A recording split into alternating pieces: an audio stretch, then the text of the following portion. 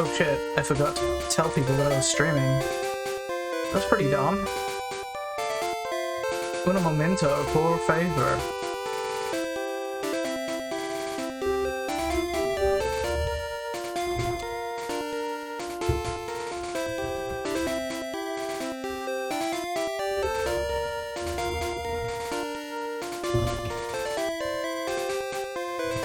There we go. There we go. We're back. Watch this shit now. There we go. So, we got our pokes. We got Real Starter, we got Grady, we got Bees Free. We have finally defeated Junior Trainer. We have finally defeated Brock. We're now able to fight. Hey, Keeper of Balance, glad you're here. You can finally see us getting some real battles. Holy shit. You looked at me, didn't you? Well, that's technically true. Did look at this person. It's the sort of dialogue you could expect from like some sort of prisoner wielding a shank instead of like a little girl wielding a Pidgey. God, we never even used Hyperfang. We didn't even have to. It was crazy. Let's try out the new Hyperfang. Yeah, it works pretty well. What no level 3 Pokemon? What hacks are you using? Oh. So, how about that new Pokemon announcement, huh? This soon. I mean, we know virtually nothing about it, but you know. Now, I believe there's nothing down here. This is just like a little channel for you to, yeah, just go back the way you came. Oopsie daisy. But yeah, people are a little this is the first Pokemon like mainline announcement I think I've ever seen people kind of disappointed for, and that they're like, wow, that was quick. What are you thinking making it that fucking quick? I vaguely knew about it. Yeah, going to Spain. Going to Spain, everyone. Now, normally I would like not want. Oh, you son of a bitch! I was gonna say I normally would just like avoid getting hit with poison here, but Real Starter can just take them out before they can get a hit in, and then, as usual, my Pokemon decided to prove me wrong. Okay. Yeah, Real Starter's level 15. Good shit. Beat me again. There are other Pokemon than that. Maybe you could try them.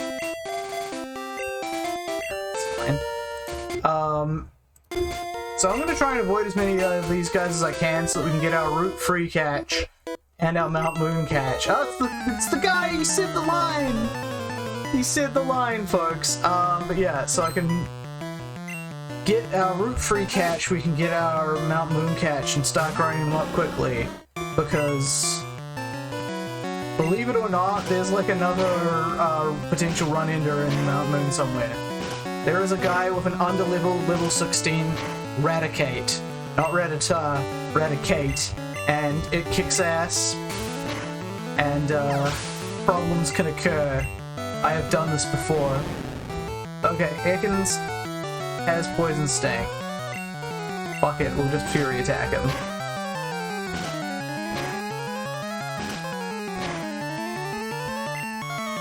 Okay, he didn't even bother, and whatever he did didn't even actually hit us. So that's nice. Come on. Come on, Bees Free. This guy is like significantly lower level than you. You can. Oh my god. Oh no, it's Wrap. So Wrap does not work the same way as it normally does in Gen 1. Instead, it's this horrible thing that keeps hitting you every turn until it lets you go. So, a Pokemon that outspeeds you knowing Wrap or Fire Spin or Bind can potentially fuck you up real bad. Okay, we carry on. Okay. We can just avoid this guy, but not you. At least it's not 100% accurate. Yeah, it's 85% accurate. But in a way that kind of makes it worse, because then you can't reliably use that strategy. Like, if you succeed or fail at the strategy, it's like pretty much just chance. There's not a lot of thinking to be done.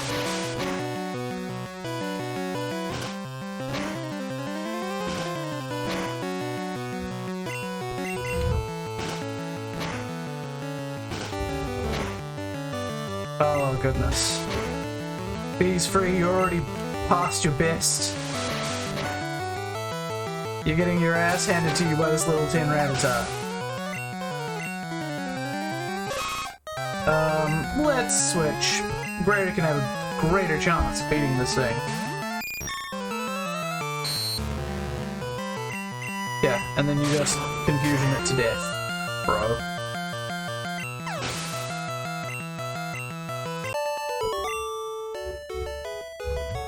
Be nice. That's the opposite of what you meant to do in a battle. Avoid fights. Yeah, I don't mind if I do. Poor Bees, already obsolete. Yeah, Bees basically shows up obsolete out of the box. Like, I wasn't joking when I constantly said that Beedrill is like the second worst Pokemon in this game. Pretty much objectively, just like, this is supposed to be its prime, and it's still having quite a bit of trouble. It's having quite a lot of trouble.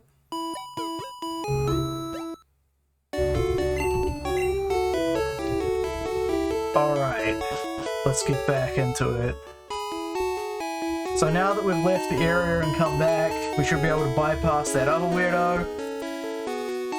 Which means we can just run back and sort of clean up shop later. So we can remember we're not fighting this guy. Or that guy down there. But we have to fight this guy.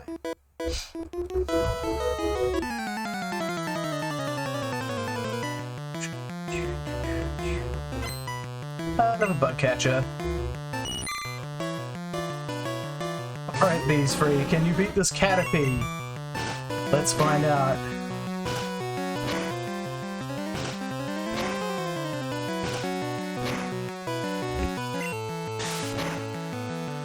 Let's see, I think a Poison Sting will finish it from here? Yeah. Oh right, Poison Sting's super effective. Alright, level 15. And we have a Metapod, so I might actually be better off just a Poison Sting. Yeah, that's a reliable 2-hit KO. Unless you harden, which you definitely will. Oh well. Maybe it would have paid to try and get lucky with a Fury attack there, whatever. Can't be playing 100% optimally all the time. Train Pokemon are stronger than wild ones. And how in this version?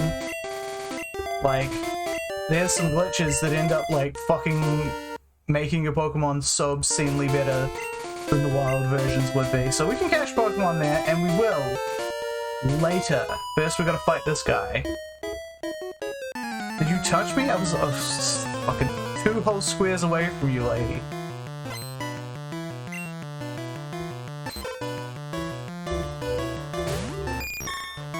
Alright, Greater, give it the old confusion. Oh, that didn't do much. Oh, that did do much. Okay. Confusion's disabled. Switch to Real Starter, he can get us out of this jam as long as he doesn't fall asleep. Okay, good. That should be the only opportunity we need to take this fucker down. Yep, there we go. Because I'm not gonna lie to you, if we got, like, if that one just decided to sing constantly and got lucky, we could have just been fucked. Just being completely ruined there. Okay.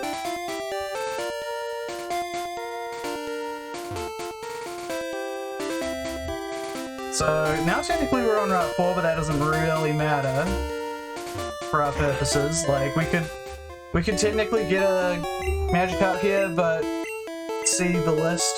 What am I hoping for? I can't remember what's over here, but I think probably either, like, just a Spearow would do. Wigglytuff would certainly help us get rid of that Raticate, maybe. But I think, honestly, the best we can ask for here is, like, Spearow, so... In fact, I better just make sure that I've got, like, actually any encounters I can get at all. Just gonna pop that in there real quick. What's our encounters? Yeah, it's Spearow and Jigglypuff are the only thing... or Pidgey, which hopefully we won't get, because Pidgey sucks.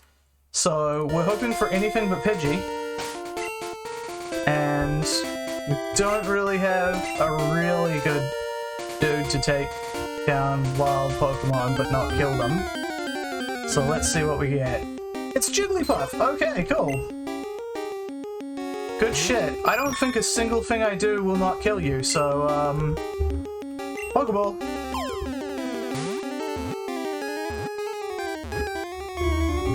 Alright.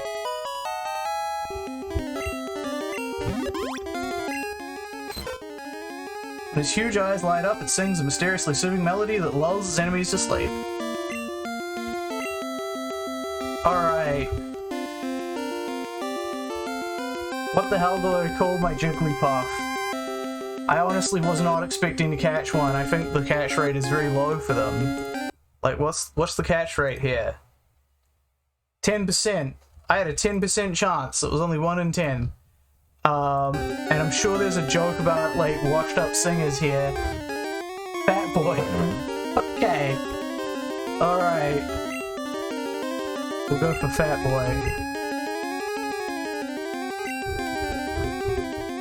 In fact, we'll keep it musical. We'll call him Fat Boy Slim. There we go.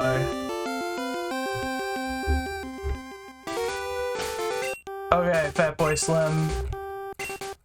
You get into the position.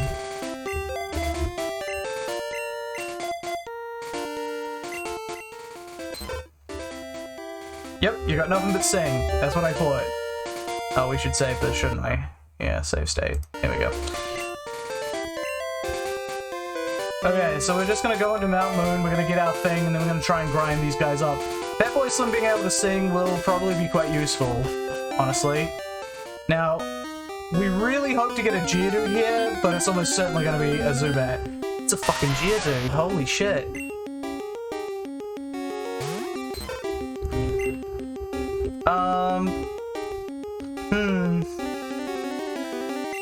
We got a real starter and we'll see if we can, like, whittle him down a little. Okay, how much does Hyper Fang do? Quite a bit.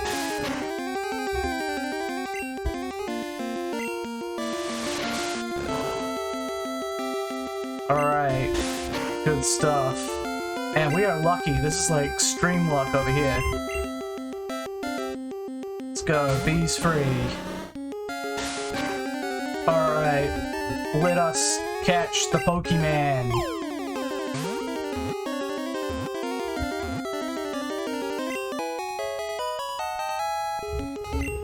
Nice!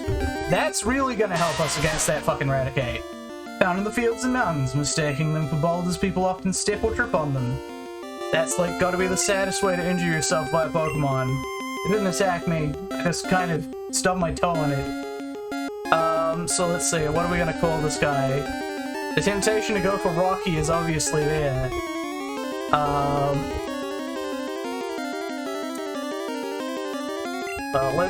Let's name him after a classic TF2 level. We're gonna call him Gravel Pit. Because he's never getting beyond Graveler. Alright. Oh, no. This guy is like very significantly better than you, Fat Boy Slim. In a number of ways.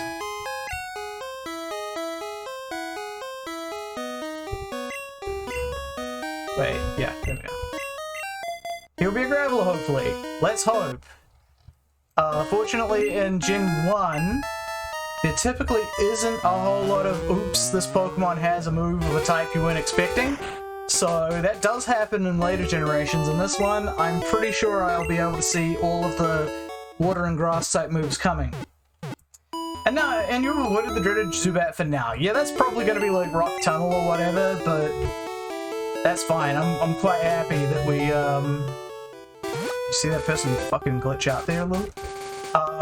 So I'm happy we've avoided that for now. Now, you don't actually fight, do you? Yeah.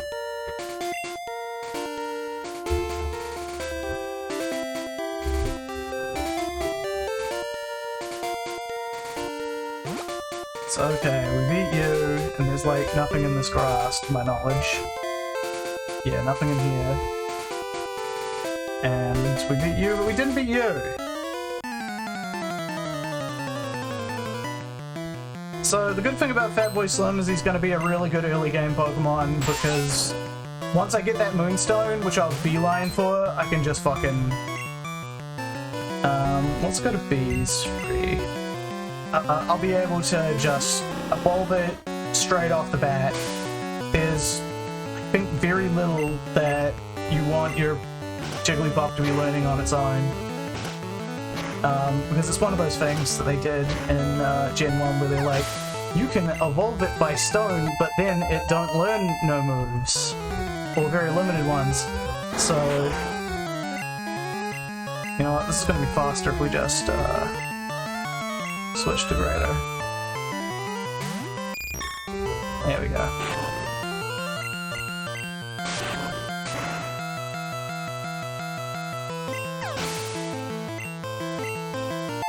And Greater's leveled up.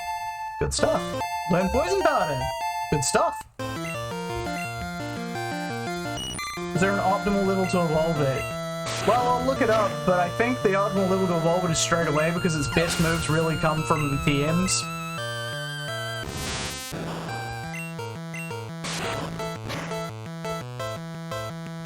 Alright, good job, Greater. You are kind of MVPing this, frankly.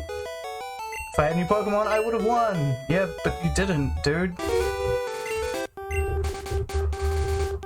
Okay.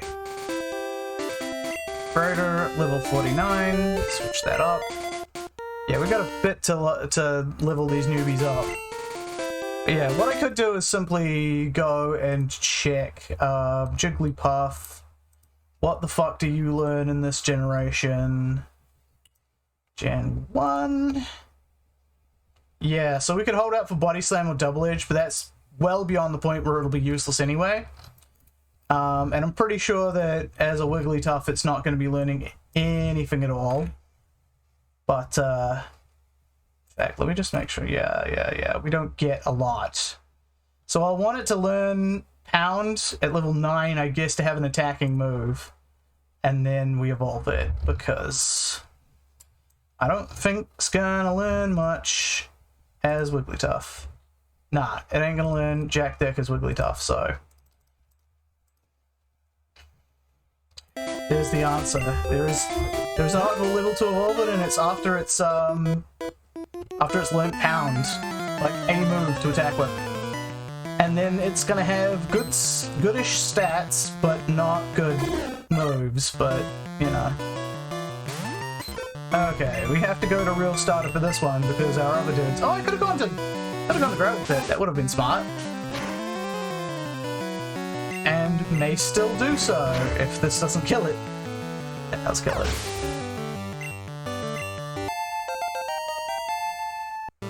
Why did I missed the O in Fatboy Slim.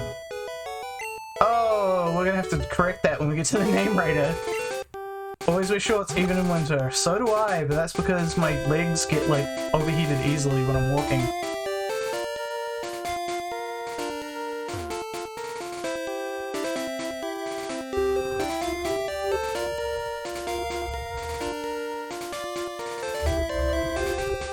Alright, well, those were the trainers we could find here.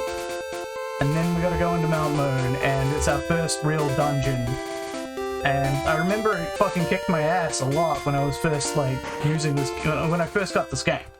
Mount Moon fucking kicked my ass from here to fucking Timbuktu. Like, I was not enjoying that. But, you know, it's how you learn how to do a dungeon. Doesn't help that I had no knowledge of the layout, and my memory, like, my direction sense was even worse back in those days. Okay, what do we got? Surprise, surprise, it's Zubat.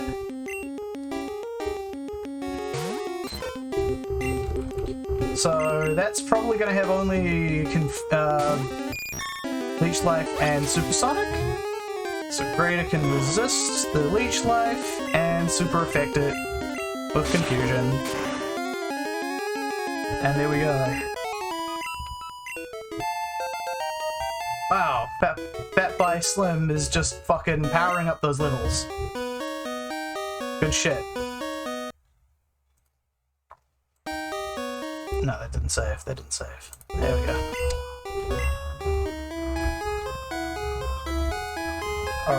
what do we got here? TM12. What is TM12? What a gun.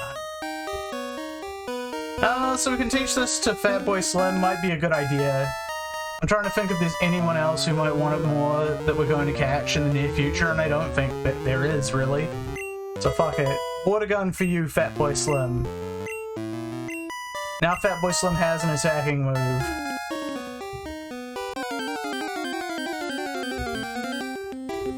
And it's gonna come in useful just right now. Alright, Fatboy Slim. As long as you survive tackle. Okay, you do survive a tackle. But that thing survives your water gun. Not cigarettes. Oh. Shit, I think the crit would have killed there.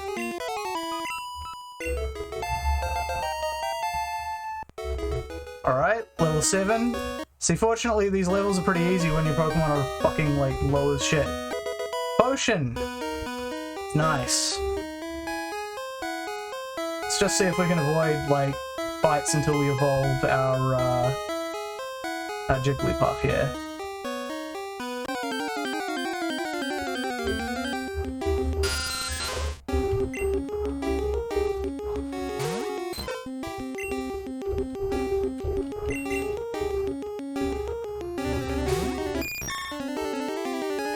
Okay, good. That missed.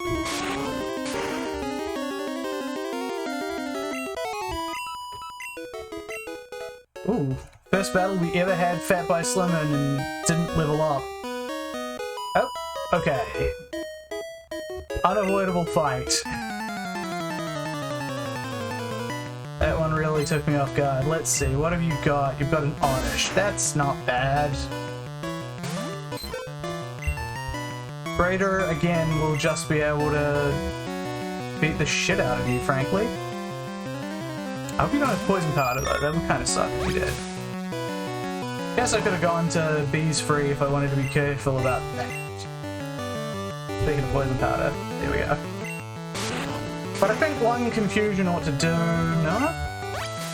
But it only knows absorb, so this is fine. And there we go. And there's the obligatory level. Bellsprout is, in many ways, the same Pokemon as Oddish. There's a bit of a stats difference, but otherwise it's the same type, knows the same moves, levels up at the same time. I heard that they like added Oddish and Bellsprout in really late to the game. How do you get out of here? Yeah, good question, huh? They added them in really late to the game, just to bulk out the amount of, like, grass types there were. Because before that, there was, like, Jack Dick. There still is not a great deal of grass types in this generation. You'd think there'd be more. There's, like, about 5 or 6, including, like, the starter Bulbasaur line. Ah, fuck, it's supersonic. Okay, well, the Zubat's not going to do any real damage to you, so fight through it.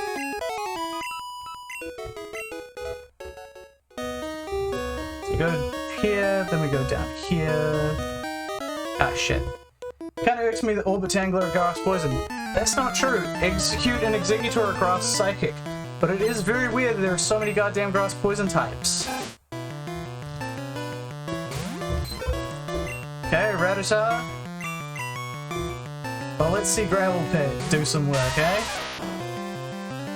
Why is the Bellsprout line poison? That actually makes sense. They have acid in them. They're basically a, what's it, a pitcher plant, and pitcher plants have acid inside.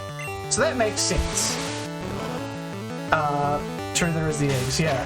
So the Bellsprout line being poison type makes sense. Oddish, I'm not so sure about. It's like, oh, it's like a noxious thing, but like, it's based off Rafflesia. They're not poisonous, they're parasitic, but they're not poisonous. To my knowledge, they make a bad smell, but I don't know if that really counts for, you know,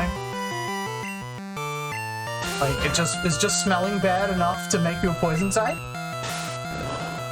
How much are we losing here? 4. Okay. pay attention because we're starting to get to the point where, oh, quick attack, that might do a bit more. It's like 5. Oh, okay, okay. Reel it in, reel it in. Let's go to bees free. Acid is not poison. Poison encompasses a lot of stuff like acid and like, you know, like just, for example, Zubat is a poison type, and the only reason I can think it's a poison type is because vampire bats can carry disease. So disease also counts as poison for the purposes of these types. So it's very general.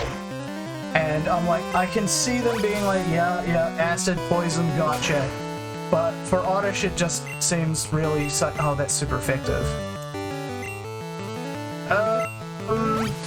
Am I just gonna have to pull you back, bees free? I think I will. I think I'll switch to Greater here. But yeah, as far as Pokemon's concerned, things like, you know, acid and whatnot get to count as poison and disease. Good job not hitting yourself. Alright. Learning Stun Spore, also very good. Losing stinks, much like Gloom. Came here to show off to girls. I don't know how you thought that was going to work. Okay. Save it. Alright, now here's where we go back and we try not to run into the trainers we avoided before.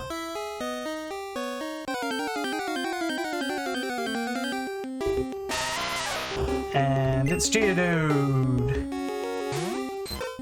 So weirdly, again, our best chance is Greater because this thing doesn't get any rock-type moves until like level 11 or so.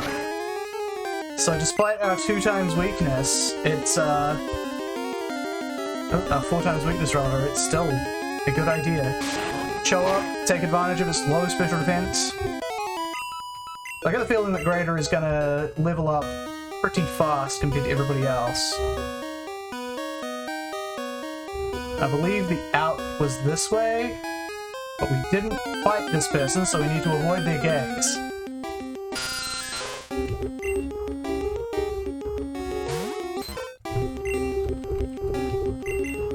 Like right now, I think I might be kind of concerned of leveling up Greater too much. Our level cap's 21 here, and it's already at 16. It's just so much better than the rest of these guys.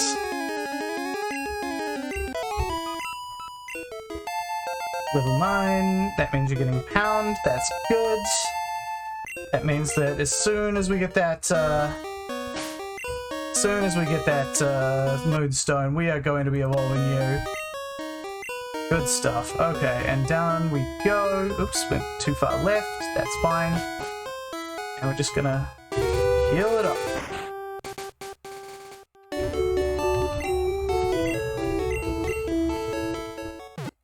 But yeah, like I was saying about that Pokemon announcement, like I think this is the first time that I've heard a mainline series get announced and people be like kind of disappointed and be like, couldn't you have taken more time? Like, admittedly, it's a completely different team that was working on Arceus, right? But still, the fact that they're churning them out like once every couple of years is not so great. And though I haven't seen it yet, I highly doubt that they're gonna take any of that shit I was ranting on about earlier into account when making this game. I think once Greater gets to be level 19, I might want to stop using it until absolutely necessary. I'm not really that familiar with Arceus. It's a good game. So here's the thing, it depends on who you ask. A lot of people are really up on it because it's giving them something that they've wanted for a long time, which is like an open world Pokemon RPG, and there's fewer battles in it, which a lot of people are liking. But personally, for me, someone who likes the mainline games, I'm like, well, this doesn't really give me anything that I'm looking for in the mainline games. Also, if you're going for a big open world, you're really looking for like some good graphics to get really immersed. Doesn't have good graphics. It's been unfavorably compared to Oblivion, and rightfully so, I think. All I really know is they replaced Sleep and Frozen. Replaced them with what? Lol. Yeah, no. If you look at that and then you look at, like, Oblivion, you're like, oh! Oblivion looks better. Woo! It's better. It's drowsy and frostbite, I think. What the fuck's the difference? Like, honestly, what is the difference between these status effects? I can understand not wanting Frozen. Frozen has always been, like, kind of a weird vestigial status effect that almost never shows up, and when it does, it fucks you up, like, disproportionately. But, I don't know why you get rid of sleep. Drowsy's more like confusion. They already have confusion. It's called confusion. Wait, so is it confusion that can stick with you when you pull it back? That kinda sucks. That's the one saving grace of confusion, is if you don't like it, you can switch. Unless it's just like a chance to not use your attack this turn, in which case, that's paralysis. What you're describing is paralysis. I don't know. It sounds weird. Anyway, here's our Moonstone. Let's get a ostensibly overpowered Pokemon by evolving Fat by Slim right now!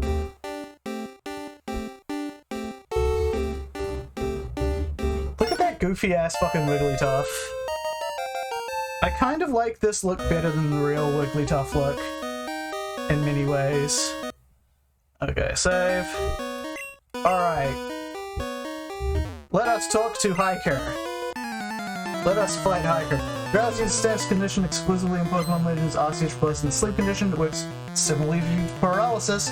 May cause the afflicted Pokemon to be unable to move. Drowsy Pokemon also take increased damage from direct attacks. I don't know what it means by direct attacks, I assume just damaging moves. When it is snowing, drowsy Pokemon are more likely to fail to act. Weird. Anyway. Now, technically Pound is like a stronger move. With Stab, although normal types don't get stabbed in this game, so I don't know.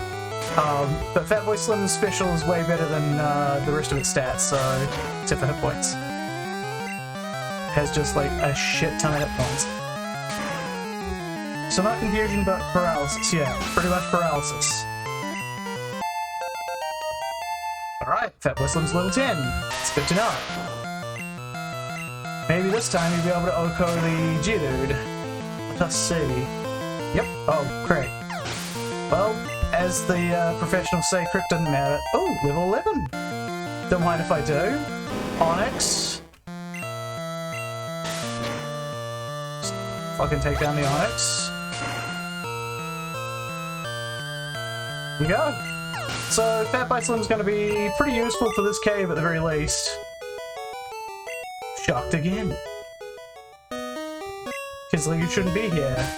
Instead, you should leave it to incompetent adults. Okay, cool. Now we can level up Gravel Pit. They are really racing up the levels. Yeah! I think... Okay, here's the weird thing about Pokemon that I don't know why it exists, but... Pokemon have different XP curves. That's right, we already fought you.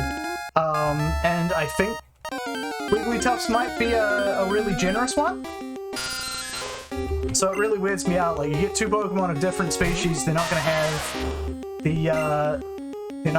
the same like level at the same experience amount.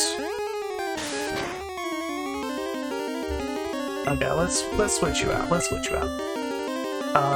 So say you go Magikarp and Rattata. The Rattata is gonna have like way more levels despite having the same amount of XP as a Magikarp, because Magikarp's slow leveler up and Rattata's a fast leveler up.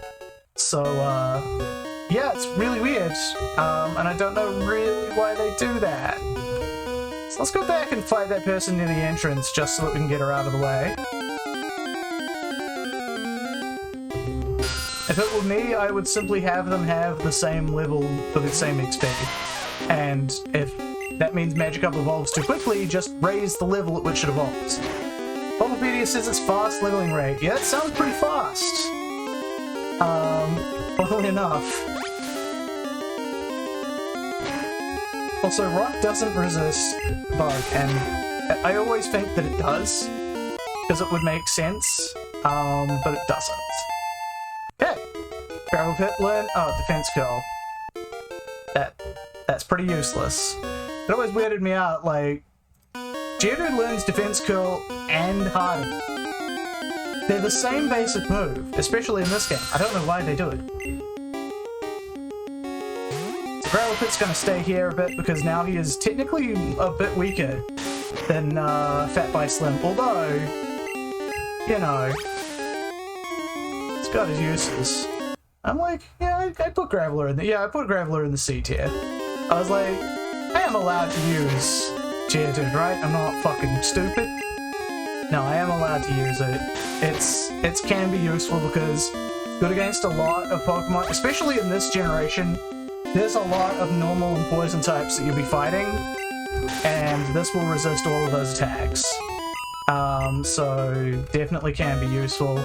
I think I kept it at C tier simply because you can't evolve it into Golem, and therefore it's always going to have pretty middling stats and a weird distribution that means that special hits will just slice right through it, plus it's quite slow. I could describe to you why exactly I put every single one of these fuckers in the tier that I put them in, if you wanted, but in this case this is why Geodude and Graveler are there. Because they just don't quite make the cut. You certainly don't want to be in a normal run facing the Elite Four with a Graveler. You want to have found something a little better by then.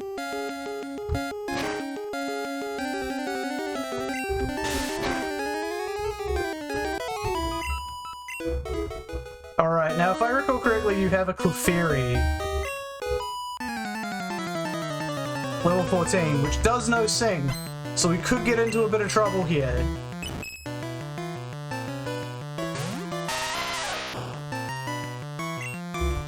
So I'm gonna just go straight to Real Starter and we're gonna see if we can just take it out like that. Growl, okay, that's not great, but it's not terrible. Ah, fuck, okay. Yup. Yup. Now we can't... Oh, you woke up immediately. Oh, right. Waking up takes a turn in this game. I forgot. I had completely forgotten. Waking up takes your entire turn in this game. Hey, Gravel Pit's level 12 now. You lost? Yeah, I know. It was. You're actually pretty hardcore. Okay, there are some rare fossils here. Yeah. Okay. So yeah, the leveling up's doing pretty well. They started out pretty low level. Now they're getting in there. Now, let's explore down here first before we go there. Yeah, there's a guy here. Get through this cave to get to Cerulean City. Yep. Knew that, but if I was a newbie, I guess I wouldn't.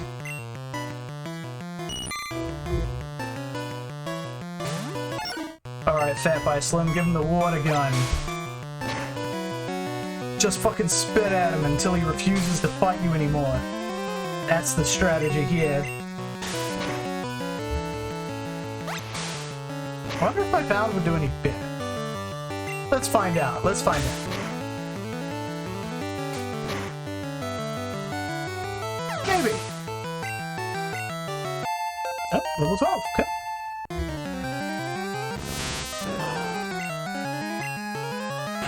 Okay, Metapod, you can harden all you want. We got special attacks here. Oh, great. Very nice.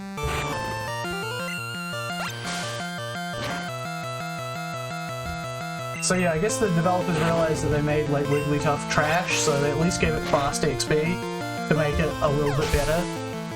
So again, I'm like, then if you wanted it to be better, why didn't you just make it better instead of, no, I don't get the whole XP rate thing being a thing. Okay, so your pound is actually doing more damage. So we stick to that. Okay, just keep hitting it. Just keep punching a caterpillar in the face.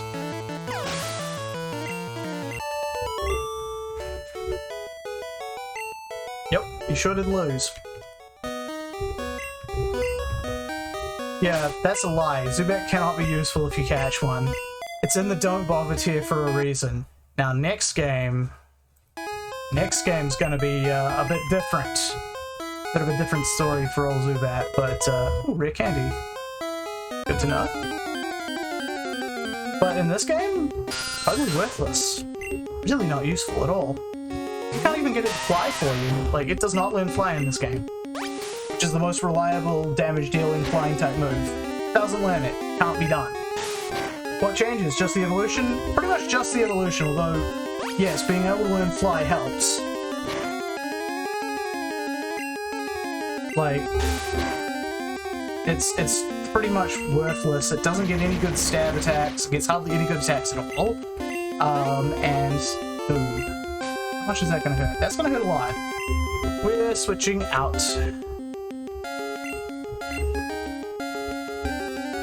Off to Grader.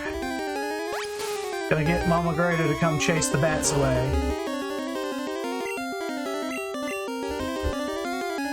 Good there. But yeah, it's mostly that. Then Wing Attack becomes much more powerful. Wing Attack's only like, I think 35 base power in this game for some reason. So it's practically identical to... Heck. Shit.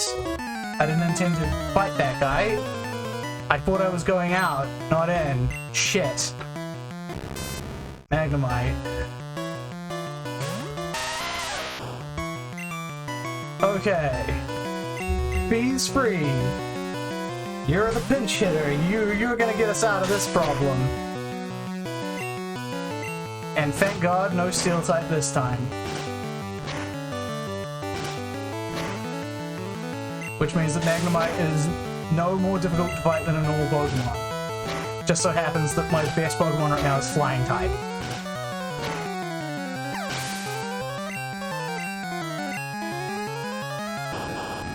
Speaking of, fortunately you are not advanced enough to learn Self-Destruct yet.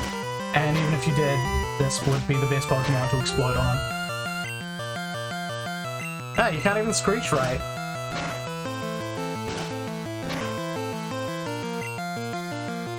Wow, you failed twice in a row. Even is the accuracy of Screech in this game. Biggest Free is now level 16. Learned Focus Energy. Not nearly as good as any of the moves that Grader learnt to find stronger Pokemon. I can imagine lots of Nuzlockes have died in explosions.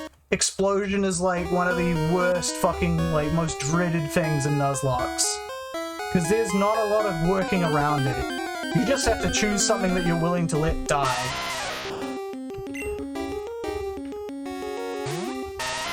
Alright, now obviously we can't fight in this condition, so just gonna send in Grader.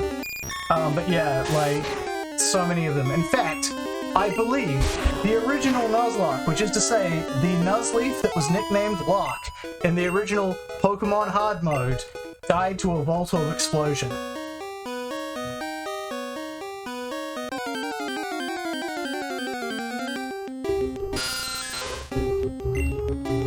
It's certainly something to keep you on your toes with Nuzlocks. I don't think it's, like, really unbalanced. It's more just like, oh god, it's one of those things where it's like, the game is difficult now. If you hadn't lost anything due to misplays before, you may just lose one now. Fortunately, I don't think we'll be running into much of anything that learns Explosion. Like, I think Voltorb learns Explosion, Self-Destruct relatively quickly, but practically no one uses them at that level. And there's no wild areas, really, that we'll be running through that really uses them either. Like, there's the power plant, but we can just avoid going to the power plant. I don't think there's anything in the power plant we really need. So, we can do that, and then we basically no longer have to worry about running afoul of that. Like, Coughing and Wheezing learn it at level, like, 45 or some stupid shit like that. So, like, you don't have to worry about that either, because I was worried at one point when I was going for the Pokemon Mansion in my previous version here that I succeeded in off stream. and did that. Well, I think that's a Pokemon Center well earned, everybody. Everybody fucking put in some good hits here. Not a single disappointment, except maybe Bees Free. But even he got through at one point where nobody else really would have.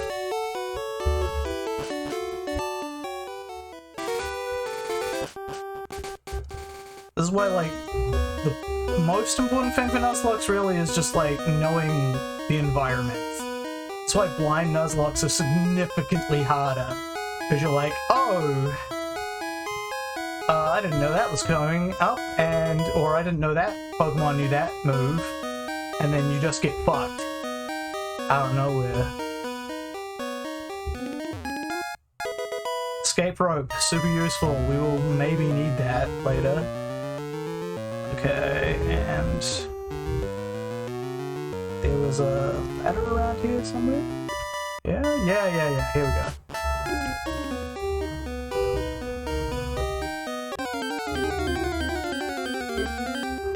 Now, I believe both of these little side areas do not have the guy that has level 16 Raticate.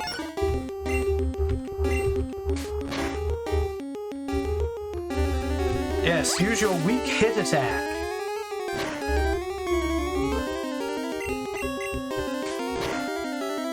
It's fucking pretty effective.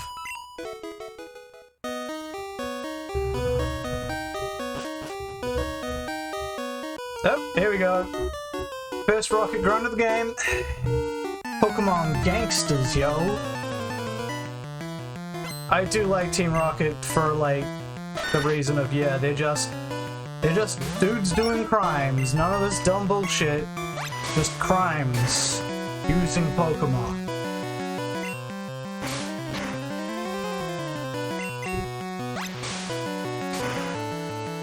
Alright, suck it, Junior Trainer. Wasteland's level 15.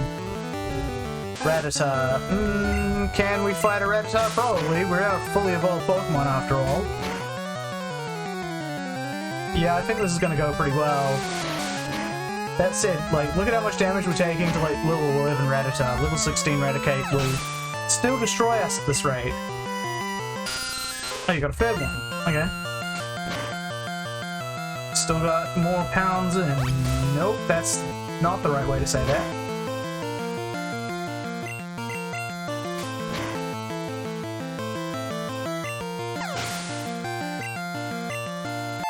Alright, there we go, level 14. That's one battle, 2 levels. I like that. You blew it, man.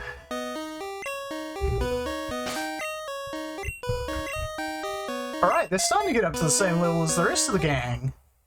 This is quite nice. Now, what did we actually get? Oh, another encounter.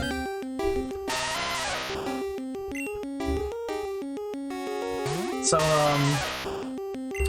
don't really have any attacks that will do well. I'm gonna switch in Fat Boy Slim and just do some more water guns. I don't think Fat Boy Slim's gonna be pinch hitting for us much in this, area.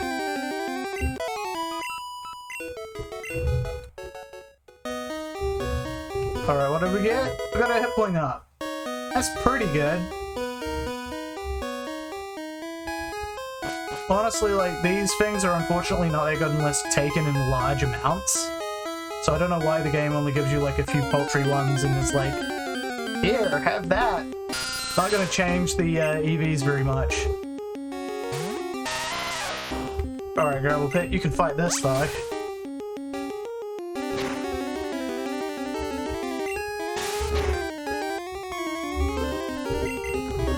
Take him out.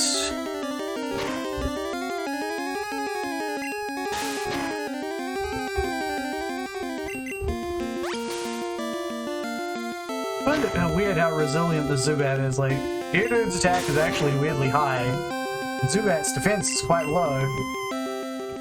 Oh well. You're dead now.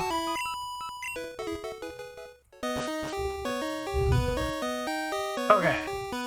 So that's one underground area taken care of.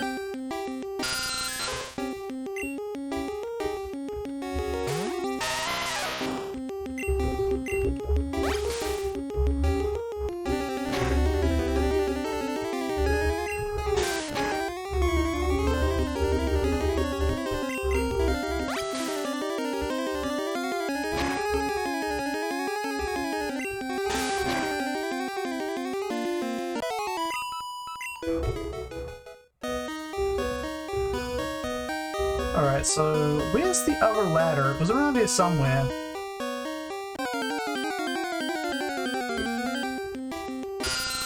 Notice just how many more Zubats we're getting than anything else.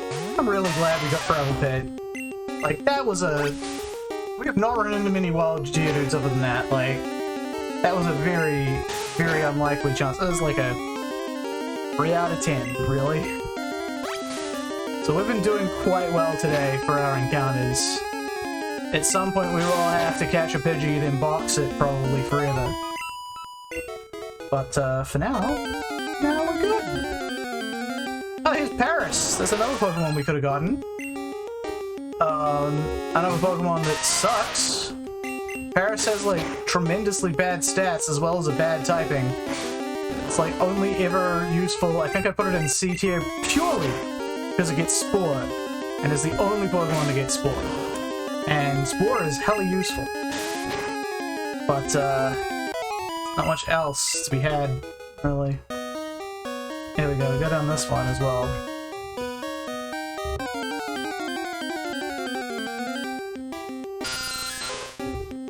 I always found it weird, there's more chance of like Paris and Clefairy in these tiny little in-between tunnels, and I don't know why. Like, it takes more effort to program it that way. I'm not sure why they bothered. It doesn't really happen anywhere else in the games. Like, there are some places where it's like, okay, yeah, you can get this Pokemon in this part of the cave, but it's never like just a percentage chance increase, and it's never just like, oh, and it's a weird in-between, rather than like an extra thing you have to spend extra resources in getting. Okay. Level 14. They're almost caught up with the others. This is good. Feeling better about our odds here. TM1. Which one's TM1? Mega Punch. I am very tempted to either give this to Gravel Pit or Fatboy Slim. Because this is a really good move right now. And it's not very good later at all, so I might as well be using it.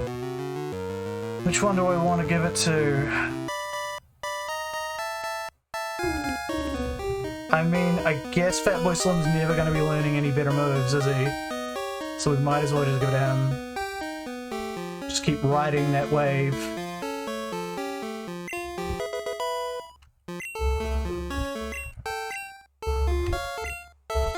Now, I'm gonna do a thing where I just kind of check this guy's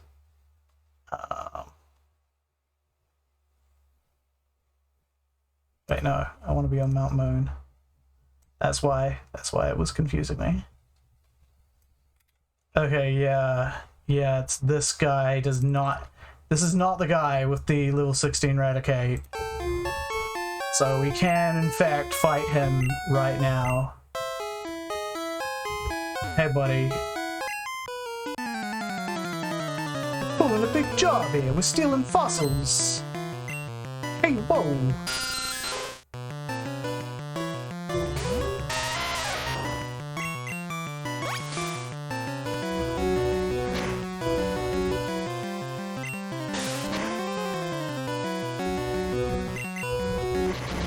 Ah, shit, Supersonic. Don't want that. And we don't want to hurt ourselves. See how much, like, fucking damage he does to himself? Despite his really high defense? Geodude has a weirdly high amount of attack. Okay. We just finish it with Greater. I no longer am really concerned with over-leveling Greater.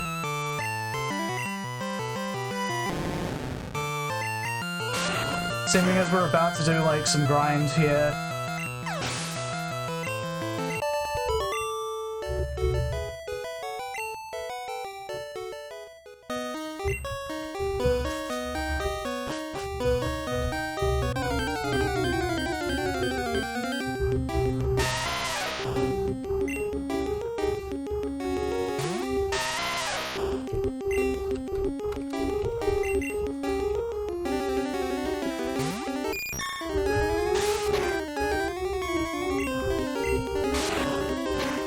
Yeah, Greater's gonna be pretty fucking useful. Unfortunately, not as useful in the next gym fight. Because for whatever reason, and I do not know why, Starmie is a psychic type. Again, it's baffling to as much baffling to me as it is to you. And that means that those confusions are just gonna kind of bounce off. So we're gonna have to rely on somebody else, and it's not gonna be Gravel Pit. Let's see if we can take this guy down. We can conceivably, yeah, finish a level 6 Zubat with only 14 health. Not dying, because it'll only do like 1 hit point per turn. Okay. So yeah, this is everyone. We're gonna have to grind a little. I want to get my dudes up to level 19 before we fight that Raticate, because boy, is it scary. I've fought it before unprepared. Not a wise move, and also I really ought to not be fighting these, because if they supersonic and then you hurt yourself in confusion, that could kill you, so no, we're not going to be doing that. We're just going to be falling back on the GG here.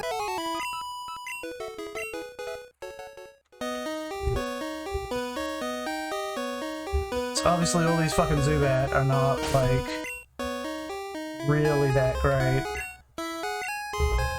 Are you even at, like, half health, technically? You're below half health.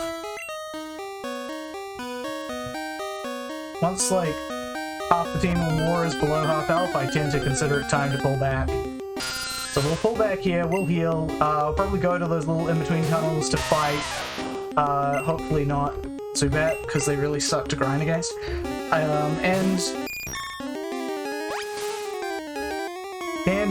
Yeah. Well, maybe I do want to fight against Zubat though. They are reliably easy.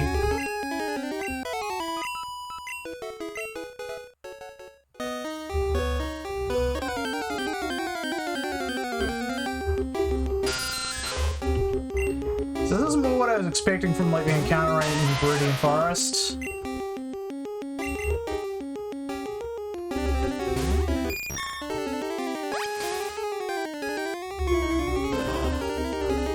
It's not very effective. I'll also be happy because probably by the time we're done grinding, Grader will have sleep powder as well.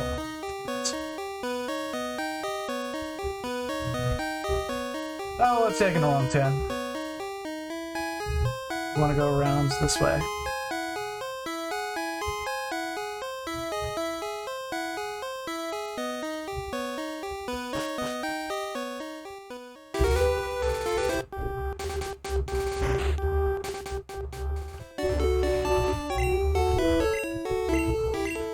Heal me up, woman.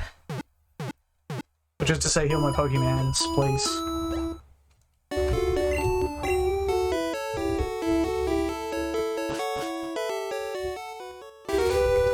It's just a shame there's like basically no early game ground moves in this game, because then we could get like, you get Geodude learning magnitude or something like that, but it doesn't exist in this game. So let's switch to Fat Boy Slim instead of Grader, because we need to level you up more. And besides, oh yeah, we should just make a punch in there.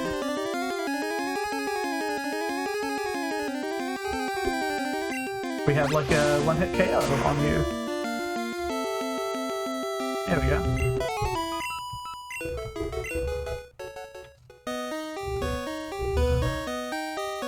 So honestly, I'm just gonna like wander around near the entrance. Yeah, this'll do.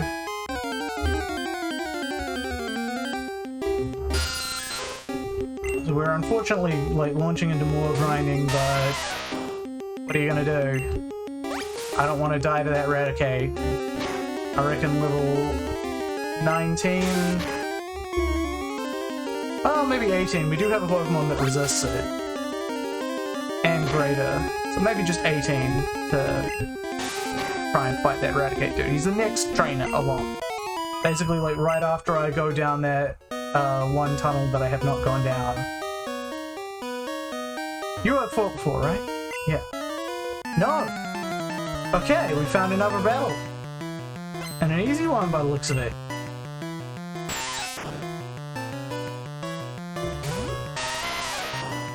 Now, we can actually afford to get this guy poisoned because we're right next to the entrance, so... Yeah, keep string shotting. I'm already slower than you, but keep string shotting.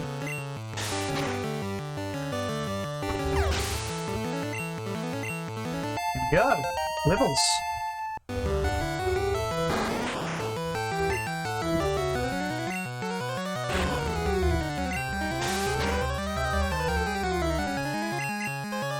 So, what else do people wish to talk about while we're grinding it up?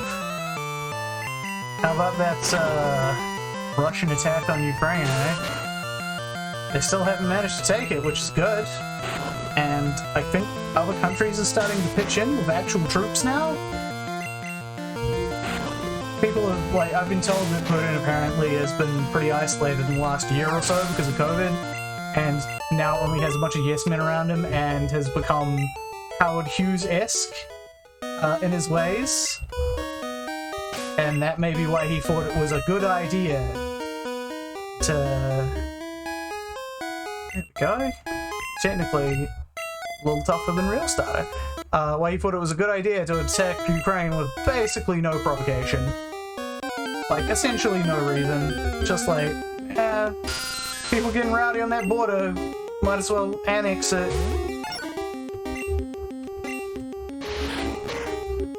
Let's see how the Mega Punch goes. The Mega Punch goes well.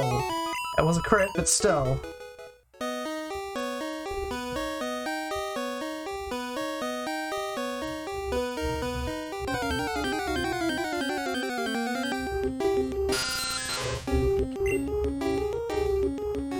Alright, just keep Mega Punching like that, and we'll be leveled up in no time. A quality move.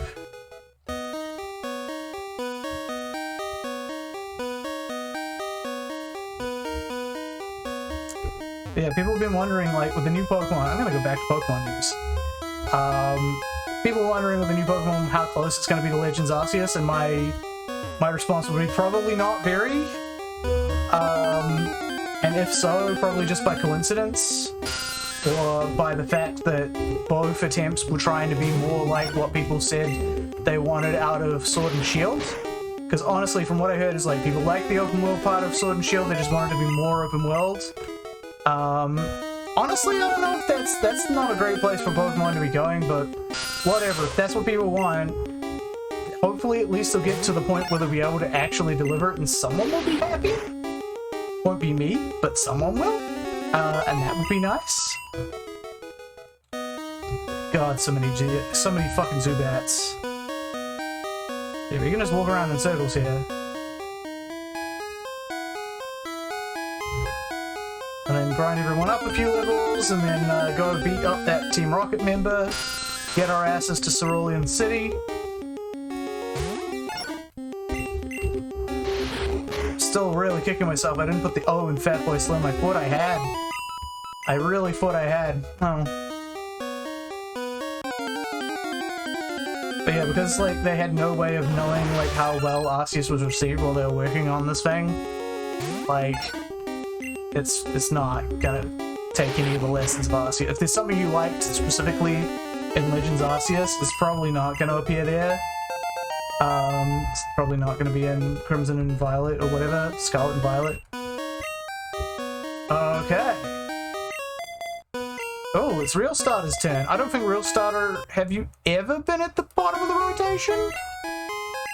Are they going to do another Let's Go? I don't believe they are. Let's Go, as far as I'm aware, like, Pokemon Go's popularity is still well tapering off. Like, Let's Go was pretty much just to capitalize on the popularity of Pokemon Go, and be a weird gimmick. And I don't think they're going to do it again. It's funny, they kind of argued that Let's Go was there to be like a more for kids, beginners Pokemon, and we were like, oh, so does that mean the next mainline one will be less hand-holdy? The answer was a resounding no.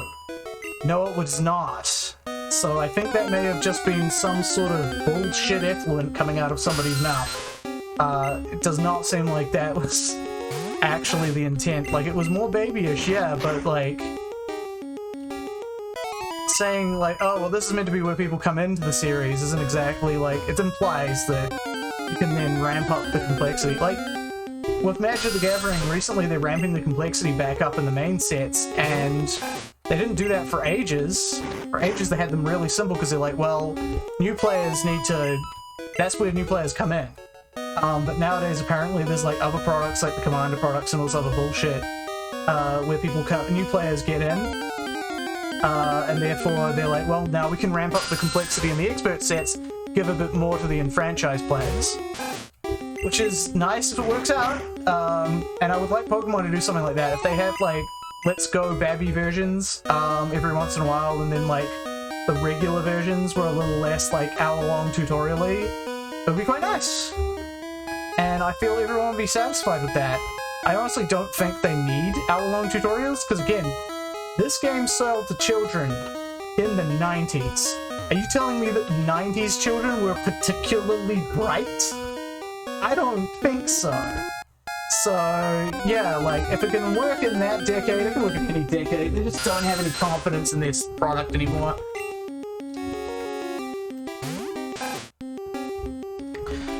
Which is why I believe that, like, Scarlet and Violet, because I think, if I'm not mistaken, like, Pokemon numbers have only been going up since I started hating them, which means that they're just going to keep going and doing the same stuff they've been doing. Until people stop buying the games. I've stopped buying the games. Have you stopped buying the games? I know, Keeper Balance, you may never have bought the games, but I mean, like, metaphorical you. Alright, Real Stars level 16, good stuff.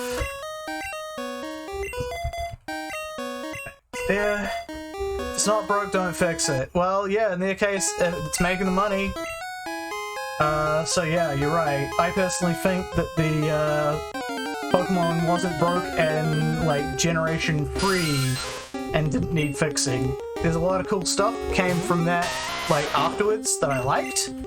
But just like the core philosophy of how the games were made, like changed roundabout, I want to say Gen 7. They started changing in Gen 6, but that actually still wasn't enough to make Gen 6 terrible overall. I actually like Gen 6, weirdly enough. Everyone's like, it all went to shit after Gen 5, and I'm like, I actually like Gen 6 more than Gen 5. Gen 5 has a big plotline, and by big plotline, I mean every NPC, every 5 minutes needs to talk to you about what they feel about the current events that are transpiring, and you have to mash through so much fucking text, and it makes it impossible to replay, whereas Gen 6 does not have that problem. And I find Gen 6 to be pretty well put together, apart from a couple of shit things, like Mega Evolutions, for example. Didn't like that. But yeah, like, otherwise, quite a good gen. Sounds like your cousin from GTA. See, I've never played GTA 4. I have a very similar experience. Oh, okay, I don't, because I didn't start playing the GTA games until, like, San Andreas, which I now consider to be the last best one. Like, after San Andreas, it was a big dive-off point where they were like, so, things should be more dark and realistic, so the cars should handle, like, shopping trolleys. And also, the plot should be really miserable, and we shouldn't be having as much goofy fun shit as we did in the last games. And I'm like, I'm here for the goofy fun shit. Like, maybe not going full Saints Row, but only really played Vice City. Okay, so here's why I can never go back and play Vice City. 2 reasons. First of all, Tommy City can't swim in a city that is laden with bridges over fucking water. Like, if you're not careful, you will run into water and insta-die. And I don't want to be careful in a Grand Theft Auto game. Because running around fucking Hail Mary and slamming into people and things is part of the fun, like part of the main appeal. Secondly, the fucking cops in Vice City. They so much as touch your vehicle and Tommy City will obligingly be like, it's a fair cop, and get out and get arrested. And you will lose the mission and you will lose, like, all your guns. San Andreas is just so much, it plays so much better. Now we get Rockford. It only took, like, 6 levels from 10th level, but we finally got Rockford. That's good.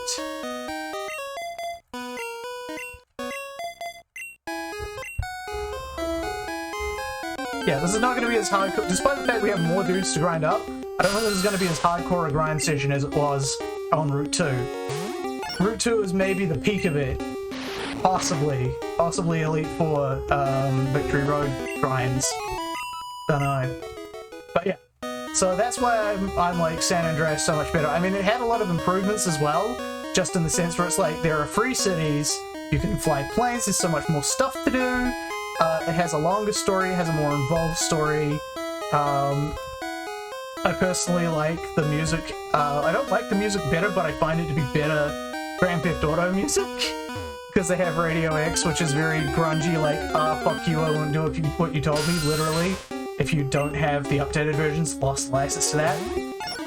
And, like, yeah, it has a lot of improvements, but I would still be happily going back to Vice City and playing that just to see how it goes, except for those two things that I cannot stand. Like, those two things just ruin the experience and I can't handle it. If you've never played San Andreas, I fully encourage you to play San Andreas at some point. Now, admittedly, for you, that would probably mean, since you don't do consoles anymore, get it on PC. But, you know, unless you feel like coming all the way over here and using our version, which I'm sure we would support, Xander's got it on his PS4. We just got Ben, our friend Ben just finished San Andreas for the first time. He never played any Vice City, any Grand Theft Auto games. And yeah, it was an experience. I say that Grand Theft Auto San Andreas is both the best of games and the worst of games at the same time. Like, Rockstar, we now know, we're a bunch of shitty frat boy idiots with terrible ideas and worse programming, but they somehow clutched together something really just enjoyable to get into and play. There's a lot of trash missions, which is to say, somewhere around the number of 50% of the missions are trash missions. But, there's still, like, when it's going well, and when shit happens that you never would have expected to happen in a video game because things were programmed just badly enough to make some janky shit happen, but not so badly as it ruined your experience that one time. It's fucking great. It's hard to describe, but it's a great game. And I know some of that is my nostalgia since I first played it, like, the first summer I had as an adult, between high school and university, was on a trip with my family and family friends, and one of their kids brought their PlayStation 2 with San Andreas, and we just fucked around on it. We didn't even really play the storyline. It was a fucking ball. It was great. Can't recommend that enough, and also warn you enough that there's gonna be times where you tear out your fucking hair and you slam your head into a wall.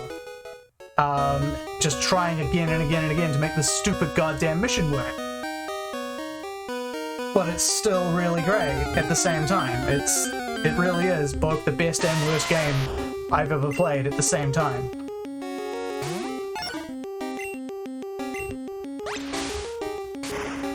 Like, if you're one of those people that are like, I prefer things that are actively bad to things that are simply mediocre and boring, well, then it's all pluses for you.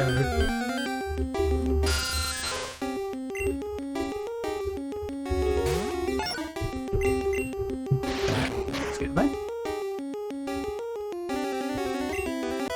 Come on, Pappy Slim. There we go. See, sometimes I just tell my Pokemon to level up and they do it. The trick is not abusing this power. I also technically have a rare candy, but I'm probably going to save those till the very final grind. Because boy, am I going to want them then. Okay. Up and around. Sorry, folks. And so now we only have to get everybody up 2 levels. And then we can probably fuck up that underleveled Raticate. And just Hyper Fang. I think Hyper Fang has like less than perfect accuracy as well, but only by like 5%.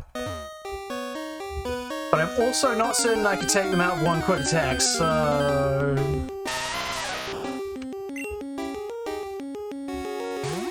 I wonder, is it a fair fight to be hyper-fanging this thing? Yes, it is. It is a fair fight. It is actually not a fair fight, but not in their favor. Normally I try to pull my Pokemon out when there's like no move they have that doesn't, you know, at least neutrally affect them. But in that case, I was like, fuck it, I'll see what I can do with this.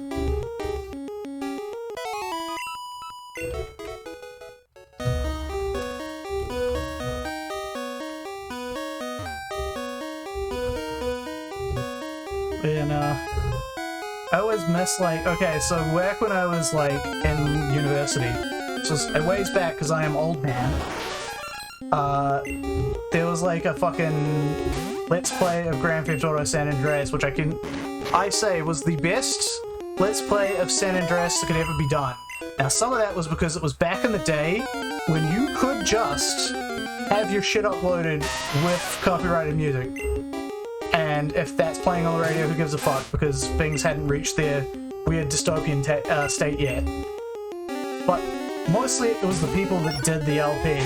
These people weren't good LPers, but they were the perfect people to LP San Andreas. They were basically like a bunch of people that you might meet in San Andreas. And it had a lot of chaotic energy and shittiness and trolling, and I loved it, and I watched the whole thing like twice. And it was like, they 100%ed it, so it was like over 100 parts or something. And then unfortunately, like, that doesn't exist anymore. It's gone from the internet as far as I'm aware. Because it was on a bunch of different sites, because back then there was a bunch of like, there's YouTube, right? We all knew that YouTube was going to be the big one. Like, it was the big one, and as far as we were aware, it was going to be the only one, if such a thing happened. But there was also these like little competing sites like Vimeo and Vidler and all that other shit. So it got taken down on the backups and on YouTube, I believe. And then the guy who did it couldn't re-upload it because he was working on his computer. He had it taken apart. He fucking spilled like fucking soda all over his hard drive. His computer's hard drive. With no backups other than the ones on the internet that had already been taken out. So that is just gone forever. That LP. And I'm sad. I'm like, oh no. I really would love to rewatch that someday, but I can't. Which is a shame. And it's like, they literally don't make them like that anymore. And in some cases for good reason. These people were not particularly nice people. They were not what you would call politically correct, even by the day standards of like the late 2000s. So, like, yeah. I don't want a new one like that, but I would have liked records of the old one, you know? What the fuck? You're still alive? Stop that man! He was supposed to die!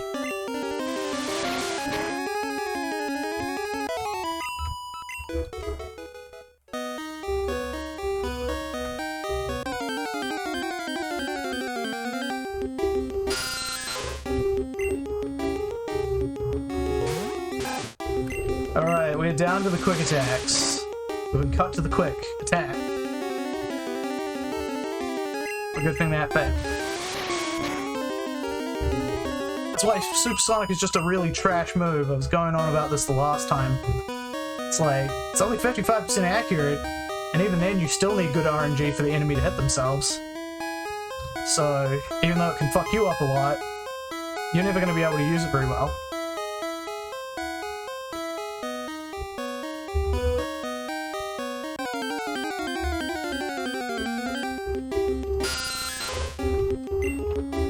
Alright, Zabats.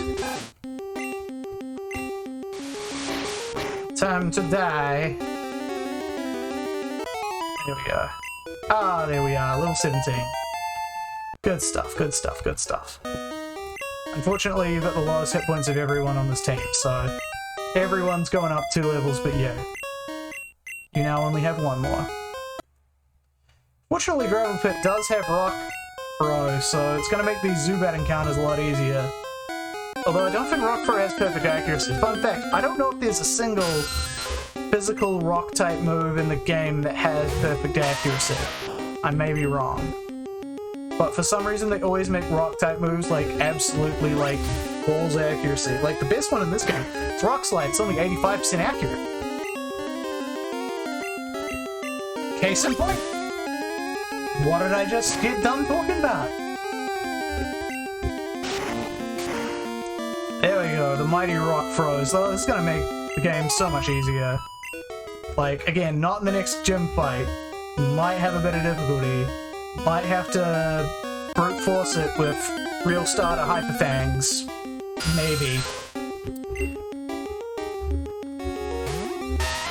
If Beast Free learns Twin Needle, I might actually be able to use them as like our line man for that fight. But we'll see. It could have been a 1 in 256 miss, not a 15% miss. Yeah, it could be. We'll never know. We shall never know.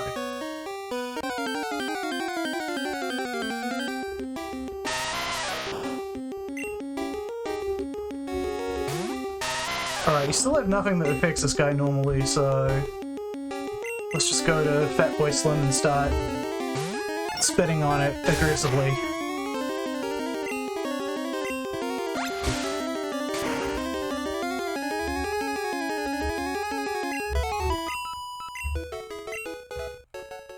Oh yeah, speaking of spitting on things aggressively, I recently went and watched all of Smiling Friends, which is like a new Adult Swim show that everybody keeps crowing about. I honestly think it's pretty decent, fairly good. Everyone's like, it's gonna change animation, and I'm like, what? No, this is just like a better animated sort of Aqua Teen Hunger Force-ish kind of show. I don't know how it's gonna change animation. I've been tempted to watch it. I recommend watching it. Like, I'm not as high up on it as most people who seem to be reviewing it are, but it's well worth a watch. Especially if you have a tolerance for, screaming and gross out shit, like gross out visuals.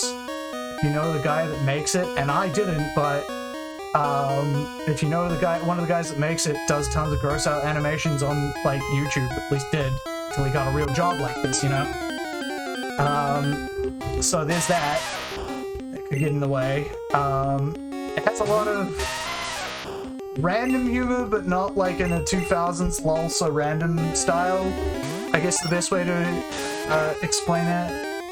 Like, it has a way of doing stuff you weren't expecting, which is good for comedy. Like, that's good stuff. But it does mean that sometimes things will just suddenly be like, bam, out of nowhere this happens, and it's like, okay, if you're fine with that, then you're fine with that. So yeah, I would give it a watch myself. I would offer to get you my copies, my legit legal copies. But unfortunately, I don't think we're going to be meeting up in person for a while. Normally, the role-playing game that we both go to, me and Keeper, suspended. The place that's it's held in. One of the people got COVID, so staying away from there for a while. We were until the guy that lives there is like, thumbs up, plague free. We ain't got none. I mean, it's an apartment building, so can't be that surprised that somebody there got it. It's in the middle of town. Kind of happy to be living further away from heavily populated areas now. God, I can only imagine having to go through more lockdown shit. And the old place I used to have, just it'd be pretty bad. And not because of the location specifically, but just I always got absolute trash upstairs neighbors who would always be fucking loud as shit late at night and be like, oh. And everything legit that I watched, even the things that never ever make it here. I don't know what you're insinuating. Damn straight. You can't prove otherwise, although in this country you don't need to prove otherwise, because it's guilty until proven innocent. In this one specific instance. Nothing else works like that in this country. It was a law that was passed under urgency because Christchurch needed to be healed from its earthquake damage, and changing the piracy laws to be more draconian was important in doing that. Fucking John Q, goddamn. I have no idea why anyone ever found him anywhere near charismatic. He's always seemed like a reprehensible slime ball to me, but what do I know, right? I keep voting for people who don't get into Parliament.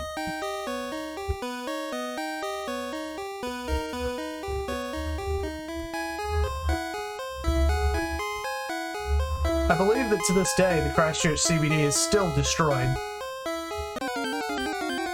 Maybe not from this same earthquake as I was mentioning, but that city's kind of cursed.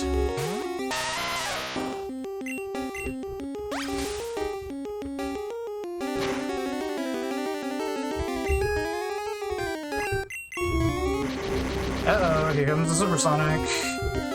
It might have a chance. Oh no. Alright, fuck it. Who is best to defeat?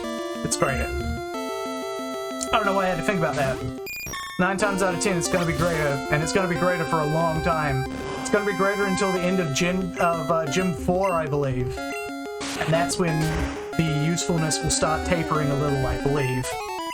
And we'll be getting dudes who can maybe outpower... Well, look, Greater just leveled up to level 17 and is trying to learn Sleep Powder, but needs to delete an old move, and that move will be Harden. Who the fuck needs that? Nobody. So, Sleep Powder. Very useful. Very good.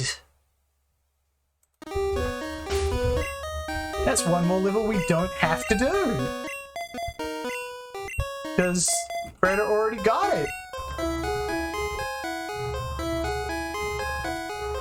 But yeah, if you want to talk about, like, owning things legitimately, I know my flatmate once tried to, like, get all the Teen Titans DVDs, like, legit, the whole way. But they weren't selling them in this country. So she's like, well, okay.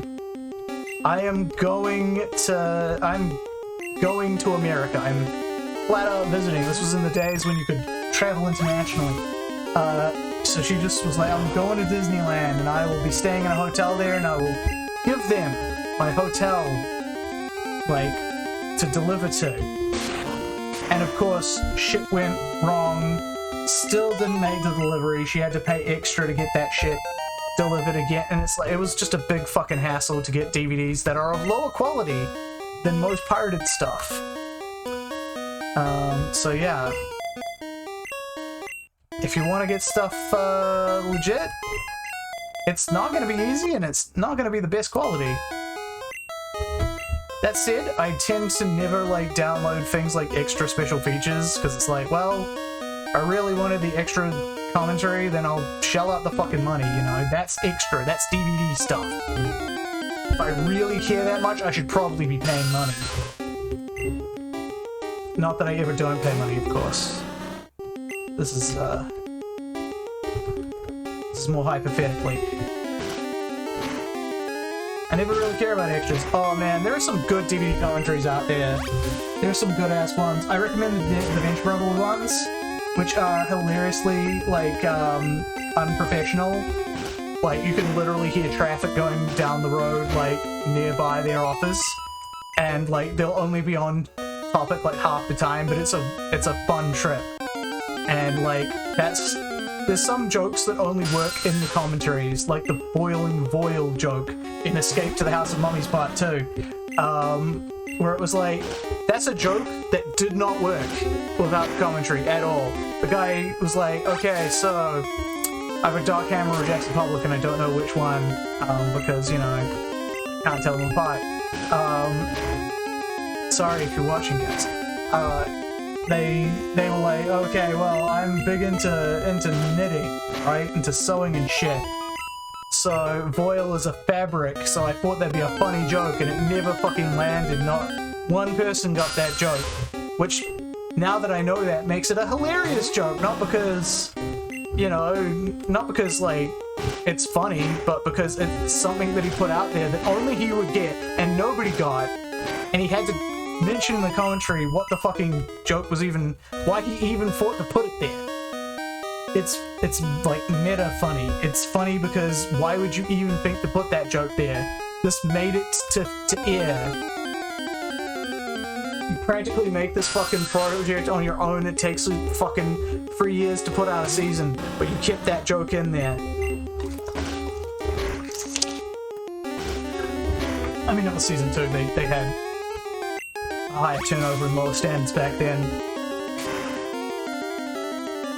I'm glad they're getting like a movie, although it still sucks that Adult Swim just decided to cut him completely, and I'm like, after like a decade or so of just chugging along quite nicely, over a decade, it was like 20 years, because it came out in like the year 2000, just chugging along and making an okay profit for them, being a feather in their cap as the only non-Aqua Teen Hunger Force style show on the entire goddamn network.